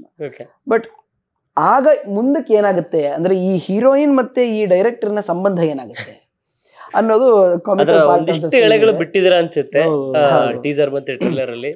ಎಷ್ಟು ಮಜವಾಗಿ ಇರಬಹುದು ಅಂತ ನಾವು ಎಕ್ಸ್ಪೆಕ್ಟ್ ಮಾಡ್ತಿದೀವಿ. ಅಂಡ್ ಇವಾಗ ನಾವು ಯೂಶಲಿ ಹೇಳ್ತೀವಿ ಹೀರೋ ಇನ್ನೋ ಟೈಮಿಗೆ ಬರಲ್ಲ, ಅಥವಾ ಹೀರೋಯಿನ್ ಅದ್ ಮಾಡ್ತಾರೆ, ಅಥವಾ ಹೀರೋ ಹಿಂಗ್ ನಡ್ಕೋತಾರೆ, ಈ ತರದ ಸನ್ನಿವೇಶ ಏನಿರುತ್ತೆ ಇದೆಲ್ಲ general stereotypes. But as a film crew ಅದರ ಸ್ವಲ್ಪ ಹಂತಕ್ಕೆ ನಿಜಾನೂ ಇರುತ್ತೆ. ಸೊ ಆ ಇಡಿಯೋಸಿನ್ಕ್ರಸಿಸ್ ಎಲ್ಲ ಇದೆ ನಮ್ಮ ಸಿನಿಮಾದಲ್ಲಿ. ಇವಾಗ ಫೇಮ್ ಅನ್ನೋದೇನು, ಈಗ ಒಂದು ಸಿನಿಮಾ ಮಾಡಿ ಒಬ್ಬ ಸ್ಟಾರ್ ಆಗ್ಬಿಟ್ರೆ ಆ ಸ್ಟಾರ್ ಅನ್ನೋದು ನಿಜವಾಗ್ಲೂ ಶಾಶ್ವತ ಅಲ್ಲ. ಎಲ್ಲಿ ಆವಾಗ ಬೇಕಾದ್ರೂ ಅಲ್ಲಿಂದ ನಾವು ಇಳಿದು ಬಿಡಬಹುದು, ಸೊ ಬಿದ್ದು ಬಿಡಬಹುದು. ಈ ಸನ್ನಿವೇಶ ತುಂಬಾ ಸೆನ್ಸಿಟಿವ್ ಸನ್ನಿವೇಶ, ಬಟ್ ಅದನ್ನ ಕಾಮಿಕಲ್ ಆಗಿ ಹಿಂಗೆ ಹ್ಯಾಂಡಲ್ ಮಾಡ್ಬೋದು. ಜನಕ್ಕೆ ಆ ಸೆನ್ಸಿಟಿವ್ನೆಸ್ ಇಂದ ಮೆಸೇಜ್ ಮುಟ್ಟುತ್ತೆ, ಬಟ್ ನಗ್ನಗ್ತಾ ಮುಟ್ಟತ್ತೆ. ಹೇಗೆ ಆ ಥರ ಪಾತ್ರನ ಸರ್ವ್ ಮಾಡಿದ್ದಾರೆ. ಅಂಡ್ ಅದಕ್ಕೆ ಓವರ್ ದ ಟಾಪ್ ಕೆಲವು ಸನ್ನಿವೇಶಗಳಿವೆ ಆ ವ್ಯಕ್ತಿತ್ವನ ಹೊರಗೆ ತರಕ್ಕೆ ಅಂತ. ಅಂಡ್ ಮಂಜಾ ಅಂಡ್ ಕಾಕಾ ಕಾಂಬಿನೇಷನ್ ತುಂಬಾ ಇಂಟ್ರೆಸ್ಟಿಂಗ್ ಆಗಿದೆ. ಯಾಕಂದ್ರೆ ಎಲ್ಲಾದ್ರಲ್ಲೂ ರಾಣಿ ಇಮೇಜ್ ನ ಸೇಫ್ ಗಾರ್ಡ್ ಮಾಡ್ಬೇಕಾಗಿರೋದೇ ಮಂಜಾ, ಅದನ್ನ ಹುಡುಕಕ್ ಬರ್ತಿರೋದೇ ಕಾಕಾ. ಸೊ ಈ ವೆರಿ ಇಂಟ್ರೆಸ್ಟಿಂಗ್ ಸನ್ನಿವೇಶಗಳಿದೆ ಇದರಲ್ಲಿ. ಅಂಡ್ ಕೊನೆಗೆ ಈ ಸಿನಿಮಾದ ರೂವಾರಿಯಾಗಿ ಸೊಲ್ಯೂಷನ್ ಕೊಡೋದು ಅದು ಆ ಕಾಕಾ ಅನ್ನೋ ಡೈರೆಕ್ಟರ್ ಅಲ್ಲಿ. ಸೊ ಸಿನಿಮಾ ಅಂದ್ರೆ ಒಬ್ಬ ಡೈರೆಕ್ಟರ್ಗೆ ಯಾವ ಥರ ಹುಚ್ಚಿರುತ್ತೆ, ಯಾಕೆ ಆತ ಸಿನಿಮಾ ಮಾಡ್ತಿರ್ತಾನೆ, ಅಲ್ಲಿಂದ when it is matter of the heart, ಪ್ರೀತಿ ಅಂದಾಗ ಏನಾಗಬಹುದು, ಯಾವ್ದು ದೊಡ್ಡದು, ಸಿನಿಮಾ ದೊಡ್ಡದ ಅಥವಾ ವೈಯಕ್ತಿಕ ಫೀಲಿಂಗ್ಸ್ ದೊಡ್ಡದ, ಈ ಥರದ್ದೆಲ್ಲ ಸನ್ನಿವೇಶಗಳು ಇದೆ ಪಾತ್ರದಲ್ಲಿ. ಆ್ಯಂಡ್ ಸ್ಕ್ರಿಪ್ಟನ್ನ ನಾವೆಲ್ಲ ನೋಡಿದಾಗ ಫಸ್ಟ್ ಒಂದು ಹಂತದಲ್ಲಿ ಓದಿದಾಗ ಒಂದು ಲೆವೆಲ್ ಇರುತ್ತೆ ನಮಗೆ. ನಮ್ದೆಲ್ಲರದು ಆಸೆ ಏನು, ಸಿನಿಮಾ ಮಾಡ್ತಾ ಸ್ಕ್ರಿಪ್ಟ್ಗಿಂತ ತುಂಬ ಚೆನ್ನಾಗಿ ಸಿನಿಮಾ ಬರಬೇಕು ಅಂತ. ಎಡಿಟಿಂಗಲ್ಲಿ ಕೂತ್ಕೊಂಡಾಗ ಮತ್ತೊಂದು ಮಟ್ಟ ಇನ್ನೂ ಹೆಚ್ಚಾಗಬೇಕು ಸಿನಿಮಾದು ಅಂತ, ಮ್ಯೂಸಿಕ್ ಕೂತಾಗ ಅದಾಗಬೇಕು ಇದಾಗಬೇಕು ಅಂತ. ಈಗ ನಾವು ಆ ಪರಿಸ್ಥಿತಿಲಿ ಇದೀವಿ ಅನ್ಸುತ್ತೆ, ಯಾಕಂದರೆ ಎಲ್ಲ ಒಟ್ಟುಗೂಡಿದೆ. ಇವಾಗ ನಮ್ಮ ಸಿನಿಮಾದಲ್ಲಿ ನಾವು ಸ್ಕ್ರಿಪ್ಟ್ ಹಂತಕ್ಕಿಂತ ನೋಡಿದ್ರೆ, ಇವಾಗ ಸಿನಿಮಾ ಬಂದಿರೋ ಹಂತ ನೋಡಿದ್ರೆ ಹೌದಪ್ಪ, ಆ ಹಂತಕ್ಕೂ ಈ ಹಂತಕ್ಕೂ ನಾವು ಕಾಂಟ್ರಿಬ್ಯೂಟ್ ಮಾಡಿದ್ದೀವಿ, ಚೆನ್ನಾಗಿ ಮಾಡಿದ್ದೀವಿ ಒಂದು ಸಿನಿಮಾನ ಅಂತ. ಆ ನಿಟ್ಟಿನಲ್ಲೂ ಡೈರೆಕ್ಟರ್ ಆಗಿ ಅದನ್ನೂ ತೋರಿಸಿದ್ದಾರೆ ಸಿನಿಮಾದಲ್ಲಿ. ಬೇರೆ ಬೇರೆ ಥರ ಸಿನಿಮಾಗಳನ್ನು ಡೈರೆಕ್ಟ್ ಮಾಡೋ ಡೈರೆಕ್ಟರ್ಸ್ ಹೆಂಗಿರ್ತಾರೆ, ಈ ರಾಣಿ ಅನ್ನೋ ಪಾತ್ರ ಬೇರೆ ಬೇರೆ ಫಿಲ್ಮ್ಸ್ ಮಾಡ್ತಾ ಹೋದಾಗ ಬೇರೆ ಬೇರೆ ಡೈರೆಕ್ಟರ್ಸ್ ಹೆಂಗ ಪಾತ್ರ ನೋಡ್ತಾರೆ ಅನ್ನೋ ಸನ್ನಿವೇಶನೂ ತಂದಿದ್ದಾರೆ. So very intricate but very interesting comedy ಇದೆ ಫಿಲ್ಮ್ ಅಲ್ಲಿ. ಸರ್, ನಿಮ್ಗೆ ಆಸ್ ಅನ್ ಆಕ್ಟರ್ ಆಗಿ ಸಿನಿಮಾದಲ್ಲಿ ತುಂಬಾ ಮಜಾ ಕೊಟ್ಟಂತ ಸನ್ನಿವೇಶ ಯಾವುದು, ನಿಮ್ಮ ಸೀಕ್ವೆನ್ಸ್? ಅಂದರೆ ಇದರಲ್ಲಿ ಏನಂತಂದರೆ, ಅವನು ರಾಣಿನ ಡೈರೆಕ್ಟ್ರು ಇಷ್ಟಪಡೋಕೆ ಸ್ಟಾರ್ಟ್ ಮಾಡ್ತಾರೆ. ಅಲ್ಲಿಂದ ಕತೆ ಕಾಮಿಡಿಯಾಗಿ ಏನೇನಾಗುತ್ತೆ ಅಂತ. ಸೊ ನಾನು ಆ ಫಸ್ಟ್ ಡೇ ಒಂದು ಸೀನ್ ಇತ್ತು, ಅದು ಟ್ರೈಲರಲ್ಲಿ ಬಿಟ್ಟಿದ್ವಿ ನಾವು. ಏನಂದರೆ, ಅವನು ಡೈರೆಕ್ಟ್ರು ಮನೆಗೆ ಬಂದ್ಬಿಟ್ಟು ಪ್ರಪೋಸ್ ಮಾಡ್ಬಿಟ್ಟು ಕಿಸ್ ಕೊಡ್ತಾನೆ ಅವಳಿಗೆ. ಹೌದು. ಆ ಕಿಸ್ ಕೊಡೋದು ನೋಡಿದಾಗ ಮಂಜ ಶಾಕ್ ಆಗ್ಬಿಡ್ತಾನೆ. ಸೊ ಇದು ನಾನು ಅವತ್ತು ಆ್ಯಕ್ಚುಲಿ ಶೂಟಿಂಗಲ್ಲಿ ಫಸ್ಟ್ ಡೇ ಆಫ್ ನನಗೆ ಶೂಟಿಂಗು. ಈ ಕಿಸ್ ಕೊಡೋದು ಇದೆಯಲ್ಲ, ಅದು ನನಗೆ ಒಂಥರ ಇದು, ಅಂದರೆ ನನಗೆ ಗೊತ್ತಲ್ವಾ, ಈಗ ನಾನೇ ಡೈರೆಕ್ಟರ್ ಅಲ್ವಾ, ಹಂಗಾಗಿ ರಿಯಲ್ ಆಗಿ ಗೊತ್ತು ರಾಣಿ ಹುಡುಗಿ ಅಲ್ಲ, ದೀಪಕ್ ಸುಬ್ರಹ್ಮಣ್ಯ ಅಂತ. ಆ ಫೀಲ್ ಮಾಡ್ಕೊಂಡು ಕಿಸ್ ಕೊಡಬೇಕಲ್ಲ ರಾಣಿ ಅಂತಾನೆ. ರಾಣಿನ ಆ ಲೆವೆಲ್ಗೆ ಲವ್ ಮಾಡ್ತಾ ಇರ್ತಾನೆ ಅವ್ನು ಡೈರೆಕ್ಟ್ರು. ಸೊ ಅದು ಒಂಥರ ಏನು ಸಖತ್ತು ಚಾಲೆಂಜಿಂಗ್ ಅಂತ ಅನ್ನಿಸ್ತು ನನಗೆ. ನನಗೆ ಒಂಥರ ನಗು ಬರ್ತಾಯಿತ್ತು ಒಳಗಡೆ, ಹಿಂಗೆ ಇದೆಲ್ಲ ಮಾಡೋದು ಆ್ಯಕ್ಚುಲಾಗಿ. ಅಂದರೆ ಅದು ರಿಯಲಿಸ್ಟಿಕ್ ಆಗೂ ಇರಬೇಕು. ಆಮೇಲೆ ಅಂದರೆ ಸುಮ್ಮನೆ ಮಾಡಿದ್ರೆ ನೋಡಿದಾಗ ನಗು ಬರುತ್ತೆ, ಅದು ಬೇರೆ. ಅಂದರೆ ಆ ಪಾತ್ರ ಆಗಿ ಅದು ನನಗೆ ಫೀಲ್ ಆಗಬೇಕಲ್ಲ. ಆ ಒಂದು ಆ ಹುಂಬತನದಿಂದ ನಾನು ಆ ದಡ್ಡನ ಥರ ಹೋಗಿ ಅವಳನ್ನ ಪ್ಯಾಷನೇಟ್ ಆಗಿ ಲವ್ ಮಾಡೋ ಥರ ಕಿಸ್ ಕೊಡೋದು, ಅದು ನನಗೆ ಸಖತ್ ಮಜಾ ಅಂತ ಅನ್ನಿಸ್ತು. ನಂಗೆ ಗೊತ್ತಿಲ್ಲ ಅದು ಅಷ್ಟು ಚೆನ್ನಾಗಿ ನಾನು ಮಾಡಿದ್ದೀನೋ ಇಲ್ವೋ ಅಂತ ನನಗೆ ಗೊತ್ತಿಲ್ಲ. ಬಟ್ ಅಂದರೆ ನನಗೆ ಒಂಥರ ಅದು ಒಳಗಡೆ ಸಖತ್ ನಗು ಬರ್ತಾಯಿತ್ತು. ಬಟ್ ನಾನು ಆ್ಯಸ್ ಎ ಡೈರೆಕ್ಟ್ರು ಕೂಡ ಅಲ್ವಾ, ಹಂಗಾಗಿ ನಾನೇ ನಕ್ಬಿಟ್ರೆ ಎಲ್ಲ ಏನು ಅನ್ಕೋತಾರೋ ಅಂದ್ಬಿಟ್ಟು ನಾನು ನಗ್ತಿರಲಿಲ್ಲ. ಅದೊಂದು ಅನ್ನಿಸ್ತು ಎಲ್ಲ. ಅಂದರೆ ಎಷ್ಟೊಂದು ಸೀನ್ಗಳು ಸಖತ್ ಮಜಾ ಇದೆ, ಎಲ್ಲ ಜಾಸ್ತಿ ರಿವೀಲ್ ಮಾಡೋಕ್ಕಾಗಲ್ಲ. ಸರ್, ಅವ್ರು ಹೇಳಿದ್ರು, ನನಗೂ ಕೂಡ ಟೀಸರಲ್ಲಿ ಆ ಪೋರ್ಷನ್ ಮತ್ತು ಮಂಜಾ ಕ್ಯಾರೆಕ್ಟರ್ಗಳ ಪೋರ್ಷನ್ ನೋಡಿದಾಗೆಲ್ಲ ತುಂಬ ಸಖತ್ ಎಂಟರ್ಟೈನ್ಮೆಂಟ್ ಇರುತ್ತೆ ಇದರಲ್ಲಿ ಅಂತ ಅನ್ನಿಸ್ತು. ಸೊ ಆಡಿಯನ್ಸ್ಗೆ ಮತ್ತೆ ಇನ್ನೊಂದ್ಸಲ ಏನು ಹೇಳ್ತೀರಾ? ಸೊ ಫೆಬ್ರವರಿ 7ನೇ ತಾರೀಕು ಆಸ್ಪಾಸಲ್ಲಿ ಯಾವುದೋ ಹಬ್ಬ ಇದೆ ಅಂತ ಟೆನ್ಷನ್ ಮಾಡ್ಕೊಳ್ಳೋಕೆ ಹೋಗಿಲ್ಲ, ಅಥವಾ ಹಬ್ಬ ಇಲ್ವಲ್ಲ ಅಂತಲೂ ಟೆನ್ಷನ್ ಮಾಡ್ಕೊಳ್ಳೋಕೆ ಹೋಗಿಲ್ಲ. ಯಾಕೆಂದರೆ ನಮ್ಮ ಸಿನಿಮಾ ಬರ್ತಾ ಇದೆ. ದಯವಿಟ್ಟು ಚಿತ್ರಮಂದಿರಗಳಿಗೆ ಬನ್ನಿ, ನಮ್ಮ ಸಿನಿಮಾನ ನೋಡಿ. ಒಂದು ನಗೆಯ ಹಬ್ಬ, ಒಂದು ಬೆಚ್ಚಗೆ ಅಪ್ಪುಗೆ, ಎರಡೂ ನಿಮಗೆ ಕಾದಿದೆ. ಬಂದು ನೋಡಿ, ನಿಮ್ಗೆ ಹೇಗೆ ಅನಿಸ್ತು ಅಂತ ನಮಗೆ ಹೇಳಿ, ನಾವು ಕಾಯ್ತಾ ಇರ್ತೀವಿ. ಸರ್, ಹೇಳಿದ್ರಿ ಅಂದರೆ ಮೊದಲ ಸಿನಿಮಾಗೆ ಬಂದಂಥ ವಿಮರ್ಶೆಗಳು ಕೆಲವೊಂದು, ಅದಕ್ಕೆ ಮುಂದಿನ ಹೆಜ್ಜೆಯಾಗಿ ನೀವು ತಗೊಂಡಂತಹ ಪ್ರಿಪರೇಷನ್ಗಳು, ಇದೆಲ್ಲದರ ಮಧ್ಯೆ ಒಂದಿಷ್ಟು ಕುಟುಂಬಗಳು ಪ್ರೊಡ್ಯೂಸ್ ಮಾಡಿರುವಂತಹ ಕಾನ್ಫಿಡೆನ್ಸ್, ಪ್ಲಸ್ ಸರ್ ಹೇಳಿದಾಗೆ ಸ್ಕ್ರಿಪ್ಟಿಂದ ಆನ್ ಸ್ಕ್ರೀನ್ ಆದಂಥ ಎನ್ಹ್ಯಾನ್ಸ್ಮೆಂಟ್, ಇದೆಲ್ಲದರ ಮಧ್ಯೆ ನಿಮ್ಮ ಕಾನ್ಫಿಡೆನ್ಸ್ ಕೂಡ ಇದೆ. ನೀವೇ ಏನು ಹೇಳ್ತೀರಾ ಆಡಿಯನ್ಸ್ಗೆ ಅಂತ? ಅಲ್ಲ, ಅಂದರೆ ಈಗ ನಾವು ಸಿನಿಮಾಗೆ ನಾವು ತುಂಬ ಸಿನಿಮಾ ಚೆನ್ನಾಗಿ ಮಾಡಿದ್ದೀವಿ ಬನ್ನಿ ಅಂತ ಕರೆಯೋದು, ಇದೆಲ್ಲ I don't believe in it. ಅದೆಲ್ಲ ತುಂಬ ಯೂಶ್ವಲ್, ಎಲ್ಲರೂ ಮಾತಾಡ್ತಾರೆ. ಅಂದರೆ ಏನು ವರ್ಕ್ ಆಗಲ್ಲ ಅದರಿಂದ ಎಲ್ಲ. ಈಗ ನಾನು ಕರೆದ್ರೆ ಯಾಕೆ ಬರ್ತಾರೆ ಅವರು ಅಲ್ವಾ? ಈಗ ಅವ್ರಿಗೆ ಅನ್ನಿಸ್ಬೇಕು. ಸೊ ಅವ್ರಿಗೇನು ನಮ್ಮದು ಏನೋ ನಾವು ಟ್ರೈಲರ್ ಬಿಟ್ಟಿದ್ದೀವಿ, ಟೀಸರ್ ಬಿಟ್ಟಿದ್ದೀವಿ, ಮತ್ತು ಸಾಂಗ್ಸ್ ಬಿಡ್ತೀವಿ, ಅಥವಾ ನಾಳೆ ಸಿನಿಮಾ ನೋಡಿದಾಗ ಜನ ಹೇಳ್ತಾರೆ. ಸೊ ಅದರಿಂದ ಒಂದಷ್ಟು ಜನ ನಮಗೆ ಆಡಿಯನ್ಸಾಗಿ ಕನ್ವರ್ಟ್ ಆಗ್ತಾರೆ. ಸೊ ಈಗ ನಾವು ಅಷ್ಟೊಂದು ಜನಕ್ಕೆ ಸಿನಿಮಾ ತೋರಿಸಿದ್ದೀವಿ, ಅಷ್ಟೊಂದು ಜನ ಹೇಳಿದ್ದಾರೆ, ನಾವೊಂದು ಚೆನ್ನಾಗಿ ಚೇಂಜಸ್ಗಳು ಮಾಡ್ಕೊಂಡಿದ್ದೀವಿ. ಸೊ ಆ ಒಂದು ಅದರಿಂದ ಬಂದಿದ್ದವರು ಕಾನ್ಫಿಡೆನ್ಸ್ ಏನಿದೆ, ಸೊ ಅಷ್ಟೊತ್ತು ನಾನು ಹೇಳಿದ್ದೀನಲ್ಲ, ಅದು ಅವ್ರಿಗೆ ಇಂಪ್ರೆಸ್ ಆದರೆ ಆಟೋಮೆಟಿಕಲಿ ಅವರು ನಮ್ಮ ಸಿನಿಮಾ ಆಡಿಯನ್ಸ್ ಆಗಿ ಕನ್ವರ್ಟ್ ಆಗಬಹುದು. ಅದರ ಬಿಯಾಂಡ್ ತುಂಬ ನಾಟಕೀಯವಾಗಿ ಹಂಗೆ ನಂಗೆ ಗೊತ್ತಿಲ್ಲ ಹಂಗೆ. So this is actually Madhu sir ಬಗ್ಗೆ ಒಂದು ಬ್ಯೂಟಿಫುಲ್ ಇನ್ಸಿಡೆಂಟ್ ಹೇಳಬೇಕು. ನಾವು ಹಿಂಗೆ ಸೆಟಲ್ ಎಲ್ಲ ಕೆಲಸ ಮಾಡ್ತಿದ್ವಿ, ಅರ್ಲಿ ಕಾಲ್ ಶೀಟ್ ಇರ್ತಿತ್ತು. ಸೊ ಕೆಲಸ ಮಾಡ್ತಿದ್ದಾಗ ಎಷ್ಟೊಂದು ಸನ್ನಿವೇಶ ಬರೋದು, ಎಲ್ಲರೂ ಟೆನ್ಷನ್ ಮಾಡ್ಕೊಂಡಿರ್ತಾ ಇದ್ವಿ. ಏನು ಅದು ವರ್ಕ್ ಆಗ್ತಿಲ್ಲ, ಇದು ವರ್ಕ್ ಆಗ್ತಿಲ್ಲ, ಮಧು ಸರ್ ನಡ್ಕೊಂಬರ್ತಾ ಇರೋರು. ಸೊ ಡೈರೆಕ್ಟರ್ ಬಂದರು, ಇವಾಗ ಸಾಲ್ವ್ ಆಗುತ್ತೆ ಅಂತೆಲ್ಲ ನಾವು ಮಾತಾಡ್ಕೊಳ್ತೀವಿ. ಮಧು ಸರ್ ಹತ್ರ ಬಂದು ನಿಂತ್ಕೊಳ್ಳೋರು, ಏನೋ ಒಂದು ಸೊಲ್ಯೂಷನ್ ಆಗೋದು. ಆಮೇಲೆ ಅದ್ರ ಬಗ್ಗೆ ಡಿಸ್ಕಷನ್, ಸರ್ ಅದು ಹಂಗೆ ವರ್ಕ್ ಆಗಲ್ಲ, ಹಿಂಗೆ ವರ್ಕ್ ಆಗಲ್ಲ ಅಂತ. ಆಮೇಲೆ ಒಂದು 2 ಸೆಕೆಂಡ್ ಆದಮೇಲೆ ಒಂದು ಟಿ ಶರ್ಟ್ ನೋಡ್ತಾ ಇದ್ವಿ. ಟಿ ಶರ್ಟಲ್ಲಿ ಒಂದು ಸ್ಟೇಟ್ಮೆಂಟ್ ಇರ್ತಾ ಇತ್ತು, ನೋ ಬಡಿ ನೋಸ್ ಅಂತ. ಅವಾಗ ಒಂದು ಸೆಕೆಂಡ್ ನಂಗೆ ಅನ್ಸೋದು, ಅಲ್ವಾ ಕರೆಕ್ಟ್ ಅಲ್ವಾ, ನಾವೆಲ್ಲ ಇಷ್ಟೊಂದು ಯೋಚನೆ ಮಾಡ್ತಿದ್ವಿ, ಇಷ್ಟೊಂದು ಕಷ್ಟಪಡ್ತಾ ಇದ್ದೀವಿ ಏನೋ ಒಂದು ಪಾಯಿಂಟಿಗೋಸ್ಕರ, ಆ್ಯಕ್ಚುಲಿ ಯಾರಿಗೂ ಗೊತ್ತಿಲ್ಲ. ಸೊ ಅವಾಗ ಏನಾಗೋದು, ಒಂದು ಹೆಜ್ಜೆ ನಾವು ಆ ಸನ್ನಿವೇಶದಿಂದ ಹಿಂದೆ ನಿಂತು ಅದೇ ಸನ್ನಿವೇಶ ನೋಡೋ ಅಂಥ ಒಂದು ಫ್ರೀಡಮ್ ಕ್ರಿಯೇಟ್ ಆಗೋದು. ಆ್ಯಂಡ್ ಅದು ಸಿನಿಮಾದಲ್ಲಿ ತುಂಬ ಇಂಪಾರ್ಟೆಂಟು. ಯಾಕೆಂದರೆ ಆ ದಿನದ ಕೆಲಸ ಆಗಲೇಬೇಕು, ಅದಕ್ಕೆ ಅಷ್ಟು ಕಾನ್ಸಂಟ್ರೇಷನ್ ಬೇಕು. ಬಟ್ ಅದರಿಂದ ಹಿಂದೆ ನಿಂತು ಯಾಕೆ ಈ ಕೆಲಸ ಮಾಡ್ತಾ ಇದ್ದೀವಿ ಅನ್ನೋದನ್ನು 2 ವರ್ಷ ಕ್ಯಾರಿ ಮಾಡಬೇಕು. ಆ್ಯಂಡ್ ಐ ಥಿಂಕ್ ಆ ಕೆಲಸ ಮಾಡೋದು ತುಂಬ ಇಂಪಾರ್ಟೆಂಟ್. ಆ್ಯಂಡ್ ಅದನ್ನು ಮಧು ಸರ್ ತುಂಬ ಪವರ್ಫುಲ್ಲಾಗಿ ಮಾಡಿದ್ದಾರೆ. ಆ್ಯಂಡ್ ಅವರು ಜಾಸ್ತಿ ಎಲ್ಲೂ ಹೇಳ್ಕೊಳ್ಳಲ್ಲ, ಅವ್ರ ಬಗ್ಗೆ ಜಾಸ್ತಿ ಮಾತಾಡ್ಕೊಳ್ಳಲ್ಲ, ವೆರಿ ಶೈ ವ್ಯಕ್ತಿತ್ವ ಅವ್ರದ್ದು. ಬಟ್ ಆ ಕೆಲಸ ಸಿನಿಮಾದಲ್ಲಿ ನಾವು ಮಾಡಿದ್ದೀವಿ ಅಂತ ನನಗೆ ಕಾನ್ಫಿಡೆನ್ಸ್ ಇದೆ. ಸೊ ಜನರು ಬಂದು ಸಿನಿಮಾ ನೋಡಬೇಕು ಅನ್ನೋ ಆಸೆ ನಮಗೆ. ಸೊ ಬಂದು ನೋಡಿ ಆಮೇಲೆ ನಿಮ್ಮ ಒಪಿನಿಯನ್ ಹೇಳಿ. ಅಂದರೆ ಈಗ ಆಡಿಯನ್ಸ್ಗೆ ನಾವು ಏನು ಡೈರೆಕ್ಟಾಗಿ ಕಮ್ಯುನಿಕೇಟ್ ಮಾಡ್ಬೋದು ಅಂದರೆ ನನಗನ್ಸಿದ್ದು, ಬೇಗ ಏನೋ ಪ್ರಿಜುಡೀಸ್ ಆಗಬಾರ್ದು ಯಾರೂ ಅಂತ. ಅಂದರೆ ಈಗ ಯಾವುದೋ ಸಿನಿಮಾ ಓಡ್ತಾ ಇಲ್ಲ, ಇದು ಚೆನ್ನಾಗಿಲ್ಲ. ಸೊ ಅದು ಕೂಡ ಈಗ ಏನಂದರೆ, ಈಗ ನಾವು ಬರೀ ಮಲಯಾಳಂ ಸಿನಿಮಾ ನೋಡಬೇಕು ಹಿಂಗೆ ಮಾತಾಡೋದ್ರ ಬದಲು ಯಾವುದೋ ಒಂದು ಸ್ವಲ್ಪ ಏನೋ ಅನ್ನಿಸ್ತಾ, ಅದಕ್ಕೆ ಸಾಧ್ಯ ಆದರೆ ಈಗ OTT ಇದೆ, ಎಲ್ಲ ಇದೆ ಗೊತ್ತು. ಸೊ ಬಟ್ ಈಗ ನಾವು ಆ್ಯಸ್ ಎ ಆಡಿಯನ್ಸ್ ಅಂತ ನಾವೇನು ಕರಿತೀವಿ, ಆಡಿಯನ್ಸ್ ಅನ್ನೋದ್ರ ಬದಲು ಒಬ್ಬ ಮನುಷ್ಯ ಆಗಿ ನಾನು ಆರ್ಟ್ಗೆ ಏನು ಸಪೋರ್ಟ್ ಮಾಡ್ತಾ ಇದ್ದೀನಿ. ಸೊ ಆರ್ಟ್ ಒಂದು ಇಂಪಾರ್ಟೆಂಟ್ ಪಾರ್ಟ್ ಆಫ್ ಸೊಸೈಟಿ ಅಲ್ವಾ? ಖಂಡಿತ. ಸೊ ಸಿನಿಮಾ ಒಂದು art. So as a human being ಆಗಿ ನಾನು ಪ್ರತಿಯೊಂದಕ್ಕೂ ಸಪೋರ್ಟ್ ಮಾಡಿದ್ರೆ ಮಾತ್ರ ನಾವೆಲ್ಲ ಒಂದು ಸೊಸೈಟಿನಲ್ಲಿ ಇರೋಕ್ಕೆ ಸಾಧ್ಯ. ಮನುಷ್ಯನಿಗೆ ಆರ್ಟ್ ಬೇಕು, ಹೆಲ್ತ್ ಬೇಕು, ಇದೆಲ್ಲ ಚೆನ್ನಾಗಿದ್ರೆ ನಾವೆಲ್ಲ ಚೆನ್ನಾಗಿರ್ತೀವಿ. So as a human being ನಾನು ಅವ್ರನ್ನ ಆಡಿಯನ್ಸ್ ಅಂತ ಹಂಗೆ ಕರೆಯಲ್ಲ. ಆ್ಯಸ್ ಎ ಹ್ಯೂಮನ್ ಬೀಯಿಂಗು ಈಗ ನಾನೇನು ಸಪೋರ್ಟ್ ಮಾಡ್ತೀನಿ, ನಾನು ಅದಕ್ಕೆ ಎನ್ಕರೇಜ್ ಮಾಡ್ತೀನಿ ಅಲ್ವಾ? ಈಗ ಯಾವುದೋ ಒಂದು ಕಲಾಕೃತಿ ಚೆನ್ನಾಗಿತ್ತು ಅಂತಂದರೆ, ಮೊನ್ನೆ ಚಿತ್ರಸಂತೆ ಆಯಿತು, ಲಕ್ಷಾಂತರ ಜನ ಹೋಗಿ ನೋಡಿದ್ರು. ಏನದ್ರ ಅರ್ಥ ಏನು? ವಿ ಆರ್ ಸಪೋರ್ಟಿಂಗ್ ಆರ್ಟ್ ಅಂತ ಅಷ್ಟೇ.